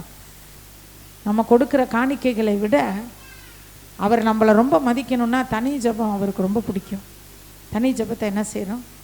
விட்டுறக்கூடாது. இந்த நாள்லேருந்து கொஞ்சம் நேரம் ஒரு நாளைக்கு உங்களை இத்தனை மணி நேரம் ஜெபிங்க அத்தனை மணி நேரம் ஜெபிங்கன்னு நான் சொல்லலை. குறிப்பிட்ட ஏதோ ஒரு நேரம், அட்லீஸ்ட் ரொம்ப கம்மியாக புதுசாக சபைக்கு வரவங்களா இருந்தால் ஒரு 20 நிமிஷமாக ஜெபிங்க. ரொம்ப நாள் வர்றவங்களா இருந்தால் கொஞ்சம் கூட்டுங்க நேரத்தை.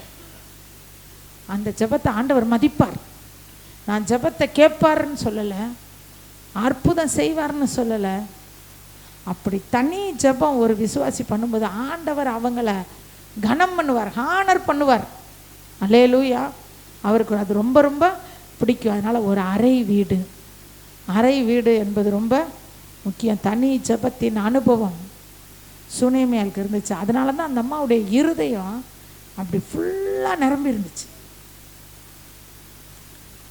ஓலையூரில் பார்த்தோன்னு நினைக்கிறேன். இருதயம் அவங்களுக்கு எப்படின்னா திருப்தி உள்ள இருதயமாக இருந்துச்சான். திருப்தி அடைந்தவன் தேன் கூட்டையும் மிதிப்பான். தேன் கூடு மாதிரி இனிமையான எந்த விதமான ஆண்டவருக்கு பிரியமில்லாத இருந்தாலும் தூக்கி போட்டு மீச்சிட்டு போயிடுவான். ஏன்னா அவன் என்னவாயிட்டான்? திருப்தி ஆயிட்டான். இந்த உலகத்தில் நமக்கு ரொம்ப ரொம்ப வேண்டிய ஒரு காரியம் திருப்தி. உங்களுக்கு வீடு வேணுமா? உங்களுக்கு ஆசீர்வாதம் வேணுமா? உங்களுக்கு கார் வேணுமா? உங்களுக்கு அற்புதம் வேணுமா? அதிசயம் வேணுமா? எல்லாமே எங்கேருந்து வரும்னா அந்த மனசில் உள்ள திருப்திக்குள்ளே இருந்து தான் எல்லாமே புறப்பட்டு வரும். மனசு திருப்தியாக இல்லைன்னா ஒருத்தவங்களால தனி ஜெபம் பண்ணவே முடியாது. தனிப்பட்ட முறையில் சர்ச்சுக்கு வந்துடலாம், சர்ச்சுக்கு வரலாம், புதன்கிழமை ப்ரேயருக்கு வரலாம், சனிக்கிழமை ப்ரேயருக்கு வரலாம், எல்லாம் வரலாம். ஆனால் மன திருப்தி கர்த்தருக்குள்ளே நம்ம மனசு திருப்தியாக இருந்தால் மட்டும்தான் தனியாக உட்காந்து ஜெபிக்க முடியும். இல்லைன்னா முடியாது. ஜெபத்துக்கு வரலாம், ஜெபத்துக்கு வந்து சிஸ்டர் இங்கே பாருங்கள் இப்படி இருக்குது அப்படி இருக்குது அப்படி இருக்குது இப்படி இருக்குது அப்படின்னு ஒருத்தர் பேசிக்கலாம், சந்தோஷமாக சிரிச்சுக்கலாம், கவலையை மறக்கலாம். பரிசுத்தவான்கள் ஐக்கியத்தில் அது ஒரு பெரிய ப்ளஸ் பாயிண்ட்டு. கவலைகள் என்ன செய்யும்? மறக்கும். ஆனால்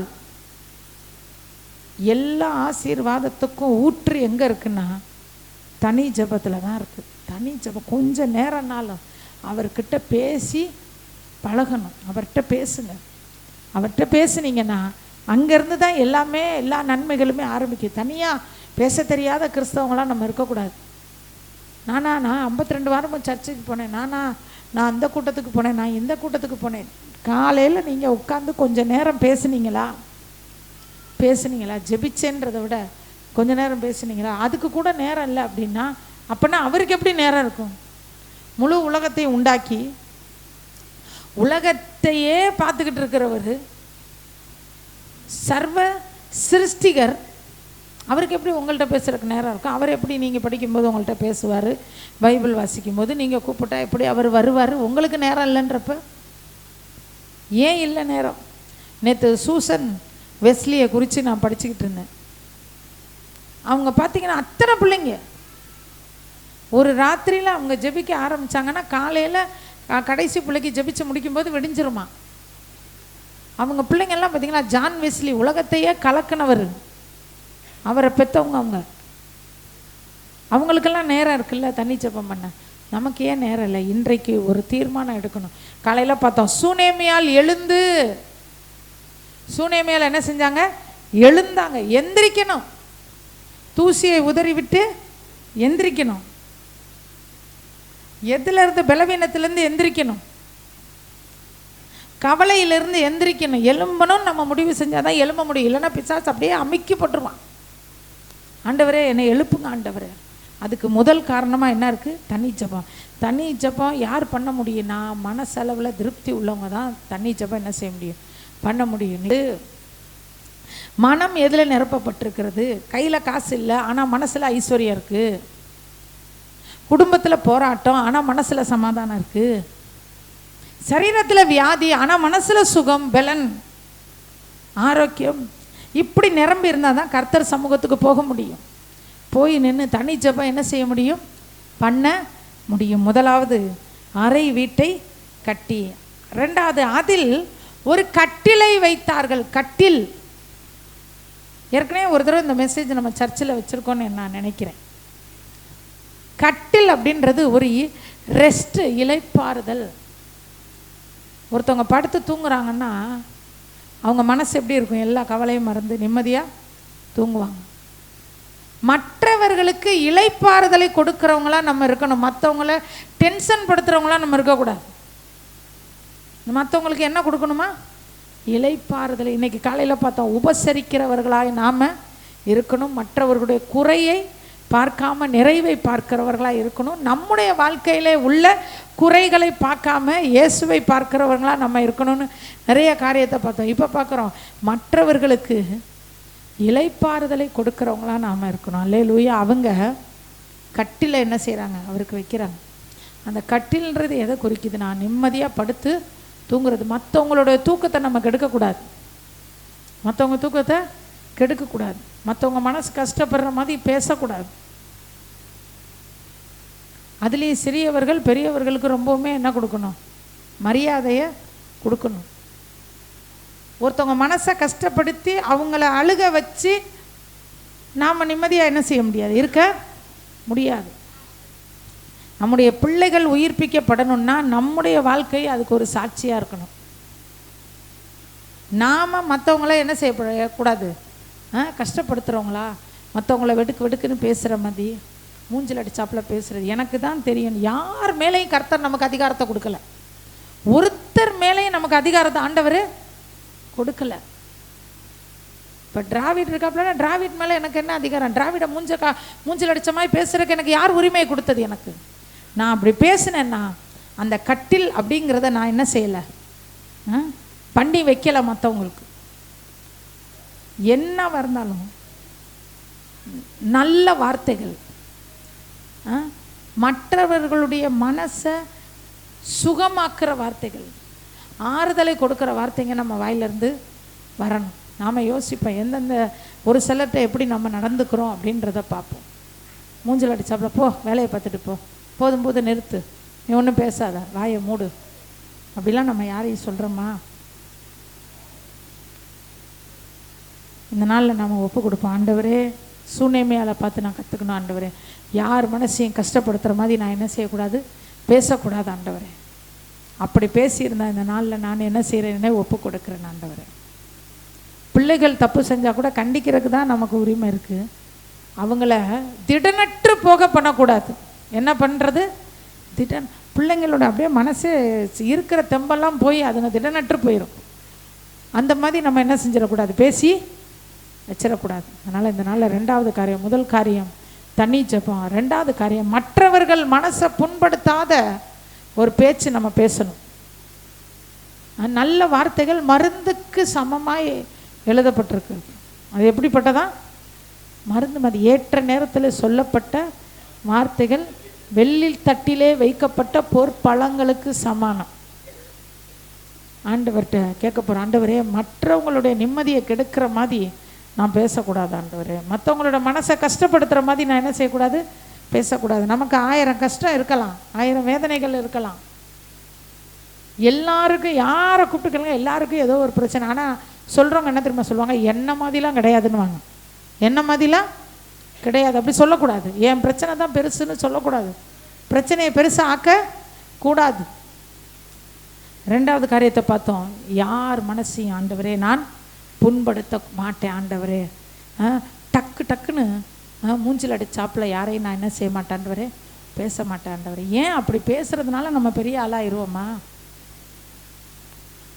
நம்ம பேசும்போது அப்படியே அவங்க முகம் மாறும். கொஞ்ச நேரம் கழித்து தனியாக போய் கண் கலங்கி போய் தொடப்பாங்க. அந்த துடைக்கிற அந்த கண்ணீர் எங்கேயாவது நம்ம பாதையில் வந்து குறுக்க மறிச்சுக்கிட்டு நிற்கும்.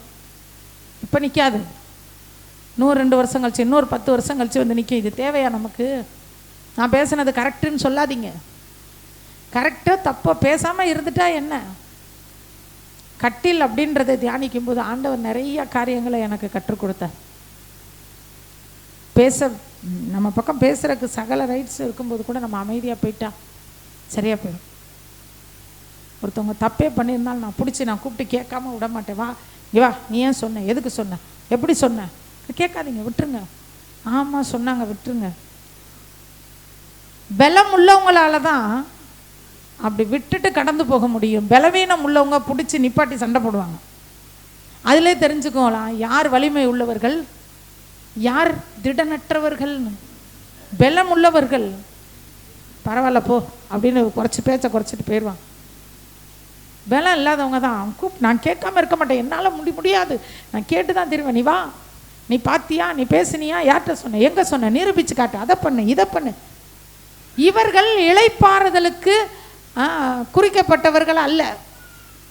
இதனால சூனியமையாளிருந்து ரெண்டாவது காரியம், ஆண்டவரே நான் மற்றவர்களுக்கு இளைப்பாறுதலை கொடுக்கிறவனா இருக்கணும் ஆண்டவரே, மற்றவர்களுக்கு இளைப்பாறுதலை கொடுக்கிறவளா இருக்கணும் ஆண்டவரே. பொய்யாய் குற்றம் சாட்டப்படும் போதும், செய்யாத ஒரு விஷயத்தை செஞ்சேன்னு சொல்லும் போதும் சொல்லுவாங்க. இன்னைக்கு காலையில் ஒருத்தவங்க சொன்னாங்க, என்னை அவ்வளோ ஒரு மோசமாக என்னை ஒருத்தவங்க பேசிட்டாங்கன்னு சொல்லி அழுதாங்க. நான் அப்போ தான் சொன்னேன், பொய் சொன்ன அவங்களே சந்தோஷமாக இருக்காங்க, உண்மை உள்ள பிள்ளை நீங்கள் எங்கே அழுகுறீங்க அப்படின்னு. போலீஸ் ஸ்டேஷனில் வச்சு இல்லாத பொல்லாது என் மேலே சொல்லிட்டாங்க சிஸ்டர்னு அழுதாங்க. நான் சொன்னேன், இல்லாத பொல்லாது சொன்னவங்க நிம்மதியாக உட்காந்து சோறு தின்னுக்கிட்டு இருக்கான், நீ உண்மை உள்ள பிள்ளை தானே, நீ ஏன் அழுகிற? பொய் சொன்னவன் தான் என்னைக்காச்சும் ஒரு நாள் அழுவான். உங்களுக்கு விரோதமாக பழி சொன்னவன், உங்களுக்கு விரோதமாக வஞ்சகம் சொன்னவன், அவன் தான் அழுகணும், நீங்கள் ஏன் அழுகிறீங்க? உண்மையுள்ள பிள்ளைங்க, கர்த்தரோட பிள்ளைங்க, அதி சீக்கிரத்திலே நீங்கும் லேசான உபத்திரவம் இல்லாத மனிதர்கள் இல்லை. ஒவ்வொருத்தருக்கும் ஏதோ ஒரு ரூபத்தில் ஏதோ ஒரு உபத்திரவம் வரும். ஆனால் அது சீக்கிரத்தில் என்ன செய்யும், நீங்கி போகும். அதனால் நம்ம கஷ்டப்படுறோன்றனால மற்றவங்கள கஷ்டப்படுத்தக்கூடாது. நான் மனசு சரியில்லை டென்ஷனாக இருக்கேன்றனால அடுத்தவங்கள டென்ஷன் படுத்தக்கூடாது. அல்லேலூயா. ரெண்டாவது காரியத்தை பார்த்தோம், கட்டில். மூன்றாவது காரியம் மேஜை. அல்லேலூயா. மேஜை என்பது எதை குறிக்கிது அப்படின்னா, சமூகத்து அப்பங்களை வைக்கிற மேஜை. ஆசரிப்பு கூடாரத்திலே மேஜை எதற்காக பயன்படுத்தப்பட்டதுன்னா, அப்பங்களை அடுக்கி வைக்க. அப்பம்னா என்னன்னா இயேசு. அப்பம்னா என்னன்னா வார்த்தை. வார்த்தை இருக்கா அவங்கக்கிட்ட?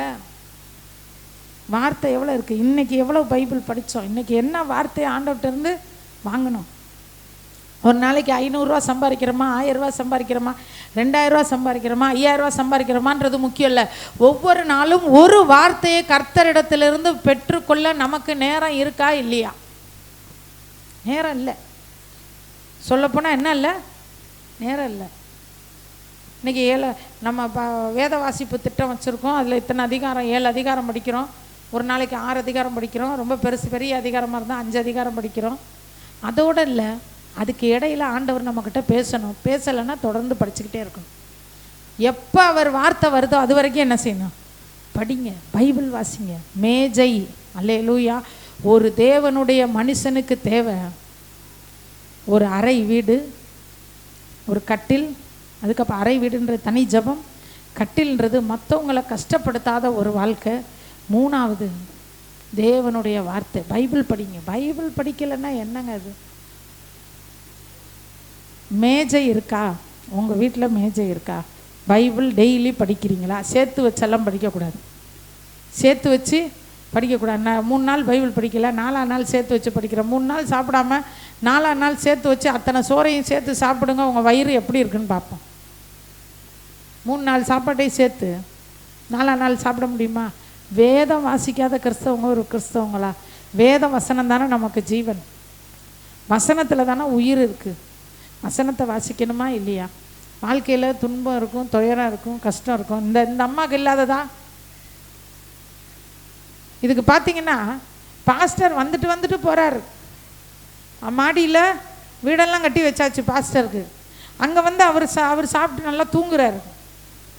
கூப்பிட்டு கேட்குறாரு, இத்தனை வாட்டி வரேனே, ஒரு நாளாச்சும் எனக்கு இதுக்காக ஜெபிங்க அதுக்காக ஜெபிங்கன்னு இந்த அம்மா சொன்னதே இல்லை. ஒரு பிரச்சனையும் இல்லையா? அதை கூப்பிடு அப்படிங்கிறாரு. கூப்பிட்டு என்னம்மா உனக்கு எதுவும் பிரச்சனையா அப்படின்னு கேட்க சொல்கிறாரு. அந்த அம்மா சொல்லி, என் ஜனத்தின் நடுவே நான் சுகமாய் குடியிருக்கிறேன், நான் நல்லா இருக்கேன், எனக்கு ஒன்றும் பிரச்சனை இல்லைன்னு. அப்புறம் என்னடா இது ஒன்றும் இல்லைன்னு சொல்லுதேன்னு கேயாசியை கூப்பிட்டு, அதுக்கு என்ன பிரச்சனை அப்படின்னோடனே, அதுக்கு குழந்தை இல்லை, அவங்க வீட்டுக்காரர் வயசானவர். அல்லேலூயா. வீட்டுக்காரர் யாரா? வயது பெரிய வயதுள்ளவன், பெரிய வயதுள்ளவன். அதுக்கு குழந்தை இல்லை. ஆனால் இது என்ன சொல்லுது? அப்போ எனக்கு இருக்கிற பிரச்சனை என் மனசுக்குள்ளே தங்கி வசிக்கிறதுக்கு நான் இடம் கொடுக்கக்கூடாது. என் வாழ்க்கையில் எது இல்லையோ அது என் மனசில் குடியிருக்கக்கூடாது. மனசில் இயேசு தான் இருக்கணும். அப்புறமா அவர் சொல்கிறார், உற்பவ கால திட்டத்தில் நீ ஒரு குமாரனை அணைத்து கொண்டு இருப்பாய். உற்பவ கால திட்டம்னா 10 மாதம். நீ ஒரு குமாரனை என்ன செய்வ? அணைத்து கொண்டிருப்ப. உனக்கு ஒரு குழந்தை பிறக்கும். வீட்டுக்காரனுக்கு வயசாயிடுச்சா இல்லையோ, கர்த்தர் ஆசீர்வதிச்சு உனக்கு என்ன செய்வார்? ஒரு குழந்தைய தருவார்னு. அதுக்கப்புறம் ஒரு குழந்தைய தருவார். கொஞ்ச நாள் கழிச்சு பார்த்தீங்கன்னா அந்த குழந்தைக்கு அவங்க அப்பா வயலில் அறுப்பறுக்கிறவர்களிடத்தில் அவர் அறுக்கலை, அறுப்பை அறுக்கிறவங்க கிட்ட அவர் போய் தங்கி இருக்கிறார். பெரிய செல்வந்தர்கள், அவங்க வசதி உள்ள குடும்பத்தை சார்ந்தவர்கள். பையன் என்ன செய்யறான்? கூட இருக்கான். அப்பா போய் அங்கே உட்காந்து சூப்பர்வைஸ் பண்ணிகிட்டு இருக்காரு. பையனுக்கு தலை வலிக்குதுன்றான். பையன் என்ன சொல்கிறான்?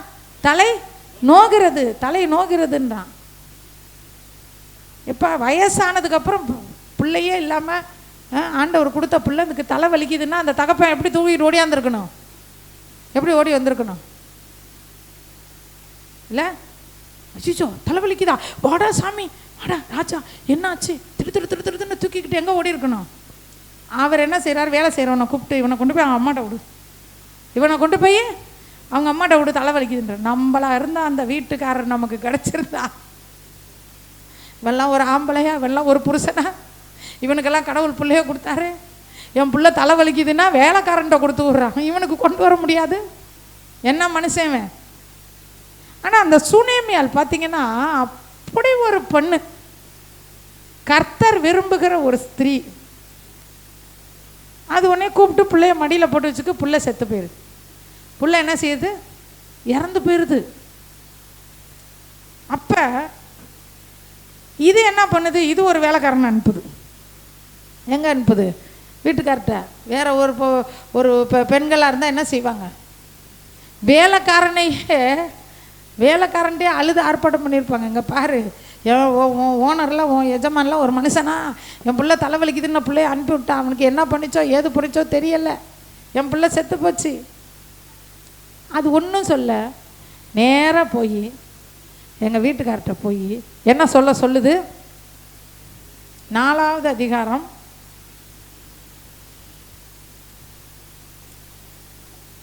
8 21. அப்பொழுது அவள் ஏறி போய், அல்லேலூயா, ஒரு இழப்பு நடக்குது. புள்ள நல்லா ஓடி விளையாண்டுக்கிட்டு இருந்த புள்ள தலை வலிக்குதுன்னு சொல்லி என்ன பண்ணுது, மறிச்சிருது. அப்பொழுது அவள் ஏறி போய் அறை வீட்டுக்கு ஏறி போகிறாள். வாழ்க்கையில் நல்லது நடக்கும்போது மட்டும் ஆண்டவரை தேடுறதில்ல, வாழ்க்கையில் இப்படிப்பட்ட காரியங்கள் நடக்கும்போதும் ஏறி போனாள். அல்லேலூயா. ஆண்டவர்கிட்ட ஏறி போகிறான், அறை வீட்டுக்குள்ளே ஏறி போகிறான். ஏன் ஆண்டவரே அப்படின்னு ஏறி போய் என்ன செய்கிறான், அந்த பிள்ளை எங்கே வச்சுட்டா, அந்த கட்டிலின் மேல் வைத்தாள். அந்த கட்டில்ன்றது எதை குறிச்சிச்சு, மற்றவங்களை கஷ்டப்படுத்தாத ஒரு குணம், மற்றவங்களை இளைப்பாற பண்ணுகிற ஒரு குணம். பிள்ளைய கொண்டுட்டு போய் என்ன இங்கே வச்சுட்டாங்க, கட்டில் மேலே வச்சுட்டு அறையின் கதவை பூட்டி கொண்டு போய் தன் புருஷனிடத்தில் ஆள் அனுப்பி, புருஷன்ட்டு ஆள் அனுப்புகிறாங்க, வேலைக்காரரை கூப்பிட்டு இங்கே வாப்பா எங்கள் வீட்டுக்காரப்போ போய் என்ன செய்ய சொல்லுது, நான் சீக்கிரமாய் தேவனுடைய மனுஷன் இருக்கும் இடம் மட்டும் போய் வரும்படி வேலைக்காரரில் ஒருவனையும் ஒரு கழுதையும் எனக்கு அனுப்ப வேண்டும் என்று சொல்ல சொன்னாள். அங்கே ஒரு மாதிரி பதஷ்டத்தோடு சொல்லியிருந்தா அவன் போய் சொல்லியிருப்பானா இல்லையா, வேலைக்காரன் போய் என்னன்னு தெரிலங்க, அக்கா ஒரு மாதிரி டென்ஷன் ஆகுறாங்க, அழுது கண்ணெல்லாம் செவந்துருக்குதுங்க, ஒரு மாதிரி இருக்காங்க, என்னமோ நடந்துருக்குதுங்க அப்படின்னு போய் சொல்லியிருப்பார்ல. இது ரொம்ப தெளிவாக போய் எங்கள் வீட்டுக்கார்ட்ட போப்பா ஒரு வேலைக்காரனை அனுப்ப சொல்லு, ஒரு கழுதையை அனுப்ப சொல்லு, நான் வந்து தேவனுடைய மனுஷனை போய் பார்க்கணும் அப்படின்னோடனே அவனும் போய் சொல்கிறான், அக்கா வேலைக்காரனை அனுப்ப சொல்கிறாங்க, கழுதையை அனுப்ப சொல்கிறாங்க, தேவனோட மனுஷன்ட்ட போன்மான். அவர் பாருங்க பதிலுக்கு, அப்பொழுது அவன், இது அமாவாசையும் அல்ல ஓய்வு நாளும் அல்லவே, நீ இன்றைக்கு அவரிடத்துக்கு போக வேண்டியது என்ன என்று கேட்க சொன்னான். திரும்பி அனுப்புகிறார் அந்தவன். நான் நினைக்கிறேன் 2 பேருமே ரொம்ப டிஸ்டன்ஸில் இருந்திருப்பாங்க, பக்கத்தில் இருந்திருந்தா இவங்களே போயிருப்பாங்கல்ல. 2வது அவர் அனுப்பி விட்றாரு. இன்றைக்கி என்ன இல்லை, அமாவாசைனா மாதப்பிறப்புன்னு சொல்லுவாங்க, இன்றைக்கி மாதப்பிறப்பும் இல்லை, நீ போய் ஜெபம் பண்ணிட்டு வர்றதுக்கு, இன்றைக்கி ஓய்வு நாள் இல்லை, எதுக்காக நீ என் தேவனுடைய மனுஷனை போய் பார்க்கணுன்னு 2வது அதே ஆளை அனுப்பி விட்றாங்க. அந்த ஆள் திரும்ப வந்து கேட்குறாரு. அதற்கு அவள், எல்லாம் சரிதான், நான் போக வேண்டி இருக்கிறது என்று சொல்லி அனுப்பி, எல்லாம் சரிதான். எப்போ சொல்கிறாங்க, ஆலிஸ் வெல்லாம், ஆங்கில வேதாகமத்தில் எல்லாம் சரி. எது நமக்கு நடந்தாலும் எல்லாம் சரியாக தான் நடக்குதுன்ற மனசு நமக்கு வேணும். இயேசு என்றைக்குமே தப்பு பண்ண மாட்டார், நம்ம தான் தப்பு பண்ணுவோம். நம்ம தான் என்ன செய்வோம், மாவில் தண்ணியை நிறையா ஊற்றிடுவோம், மாவு தண்ணி ஆயிடுச்சேன்னு அப்புறமா கொஞ்சம் அரிசி மாவு அதில் கலக்குவோம், அப்புறம் இட்லி ஊற்ற முடியலன்னு தோசையை ஊற்றுவோம், நம்ம தான் குழம்புல தண்ணியை ஊற்றுவோம், உப்பை நிறையா போடுவோம். ஆண்டவர் என்றைக்குமே அவரை நம்பி அவரே கதின்னு இருக்கிறவங்க வாழ்க்கையில் பார்த்து தான் செய்வார். எல்லாம் சரிதான். திரும்ப இவங்க ஒரு ஆள் அனுப்புகிறாரு, அடுத்து அவர் அனுப்புகிறாரு, திரும்ப அனுப்புகிறாங்க, எல்லாம் சரிதான், நான் போக வேண்டியதாக இருக்கிறது, நான் போகணும், எல்லாம் கரெக்டு தான், ஆனால் நான் என்ன செய்யணும், இப்போ போகணும்.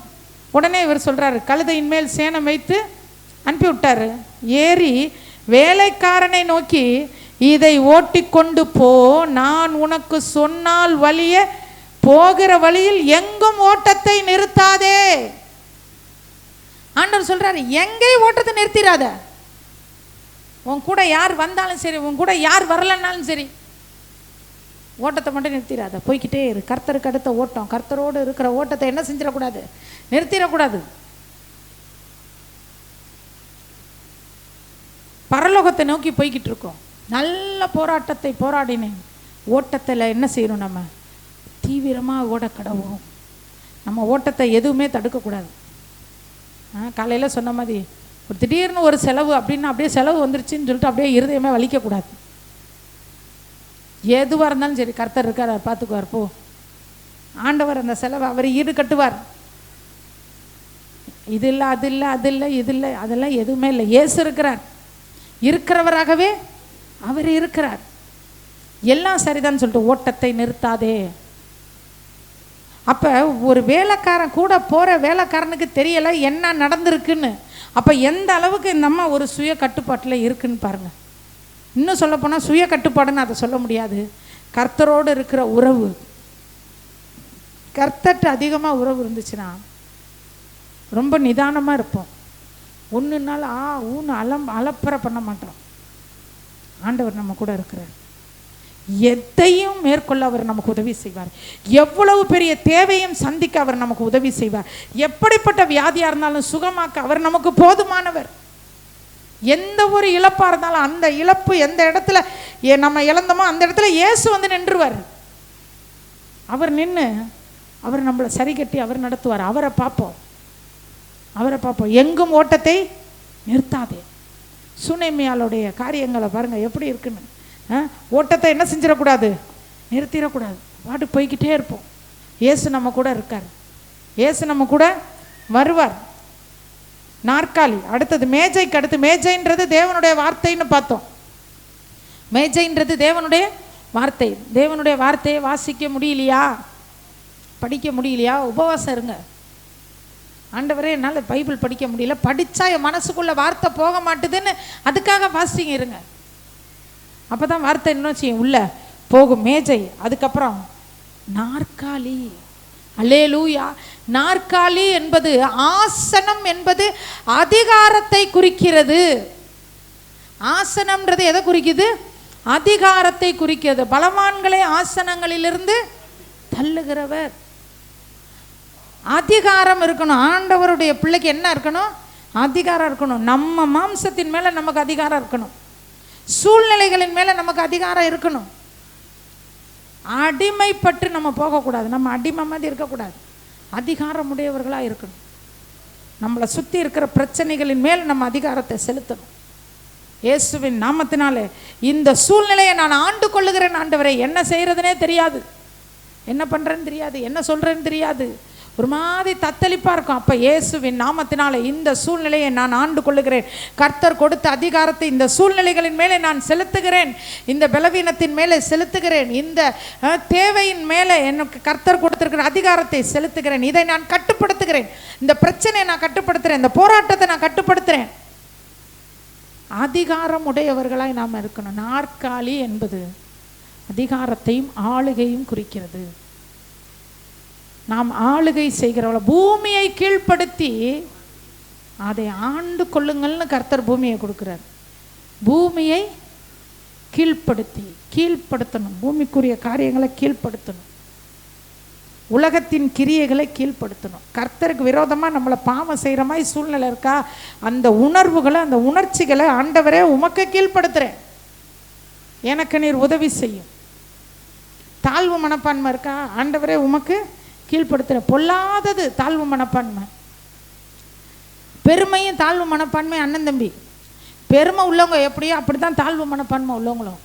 தாழ்வு மனப்பான்மை வருதா, இயேசுவின் நாமத்தில் இந்த தாழ்வு மனப்பான்மையை இயேசுவின் நாமத்தில் நான் கீழ்ப்படுத்துகிறேன். ஆண்டவர், 4 பேருக்கு நடுவில் நம்ம நிற்கும் போது கர்த்தர் நம்ம கூட இருக்காருன்னு கெத்தா நிற்கணும். இல்லை எனக்கு அப்படி இல்லை, எனக்கு இப்படி இல்லை, எனக்கு அது இல்லை, எனக்கு இது இல்லை, அப்படிலாம் இல்லை. இருக்கிறவராகவே இயேசு நம்ம கூட இருக்கிறார். எந்த இடத்துலையும் தலை குனிஞ்சு நிற்கக்கூடாது. அப்படியே ஒரு மாதிரி இருந்துக்கிட்டு போய் அப்படி இப்படி போய் ஒதுங்கிறது, அதெல்லாம் என்னத்துக்கு? சர்வ வல்லமையுள்ள தேவன் நம்ம கூட இருக்கிறார். நாம் ஆளுகை செய்கிறவர்களாக இருக்கணும். எந்த இடத்துல இருந்தாலும் நாம் அந்த இடத்துல ஆளுகை செய்கிறவங்கள தான் இருக்கணுமோ ஒழிய பிரச்சனைகளை கண்டு போராட்டங்களை கண்டு அடங்கி போகிறவங்களாம் இருக்கக்கூடாது. ஆண்டவர் சமுத்திரத்தில் அலையின் மேலே தான் நடக்க வச்சார், முழுகி போக வைக்கலை. தண்ணீரின் மேலே என்ன செய்ய வச்சார், நடக்க வச்சார். தண்ணியை பார்த்துட்டு பயந்துக்கிட்டு போய் உட்காரக்கூடாது. ஐயோ தண்ணி என் தலைக்கு மேலே போயிடும், போகாது. நம்ம தலைக்கு மேலே போன பிரச்சனை கூட இன்னும் கர்த்தருடைய காலுக்கு கீழே தான் இருக்குன்னு நினைக்கணும். அதை அவர் சரியாக்கிடுவார்னு நினைக்கணும். அல்லேலூயா. சூனேமியாளை குறித்து நிறைய சொல்லலாம், நிறைய காரியத்தை பார்க்கலாம். எதுவுமே சரியில்லை சரியில்லை சரியில்லைன்னு வாங்க ஒருத்தவங்க. அந்த மாதிரி பாருங்கள், எவ்வளோ பெரிய பிரச்சனை நடந்து போய் எல்லாம் சரின்னுச்சு. ஏதாவது ஒன்று சரியில்லைன்னா நம்ம அப்படியே அது சரியில்லை, ஐயோ அப்படியாக்கும் இப்படியாக்கும் புலம்பி நான் ஒரு பையனை சொன்னேன் பார்த்தீங்களா, புலம்பியே அவன் வாழ்க்கையில் எந்த சந்தோஷத்தையுமே அனுபவிக்க முடியாமல் ஆயிடுச்சு. அந்த மாதிரிலாம் பிள்ளைங்கள்ட்ட ரொம்ப புலம்பவே கூடாது. பிள்ளைங்கள்ட்ட என்ன செய்யக்கூடாது, பிள்ளைங்க புலம்புனால கர்த்தர் இருக்காரு பார்த்துக்குவாருன்னு சொல்லணும்.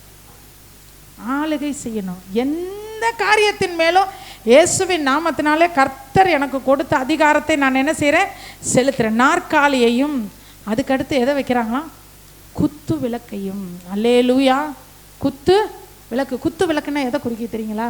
வெளிப்படுத்தின விசேஷத்துக்கு வாங்க, இந்த ஒரு வசனத்தை வாசித்து நம்ம ஜெபிக்கலாம். வெளிப்படுத்தின விசேஷம்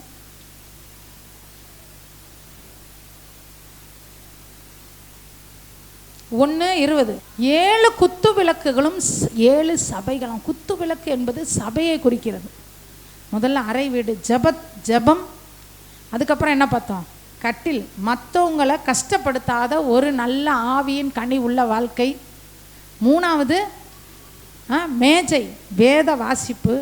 4வது நாற்காலி, ஆளுகை, பிசாசின் மேலே ஆளுகை, பாவத்தின் மேலே ஆளுகை, சிற்றின்பங்களின் மேலே ஆளுகை. 5வது குத்து விளக்கு, சபை ஐக்கியம், சபையோடு ஐக்கியம்.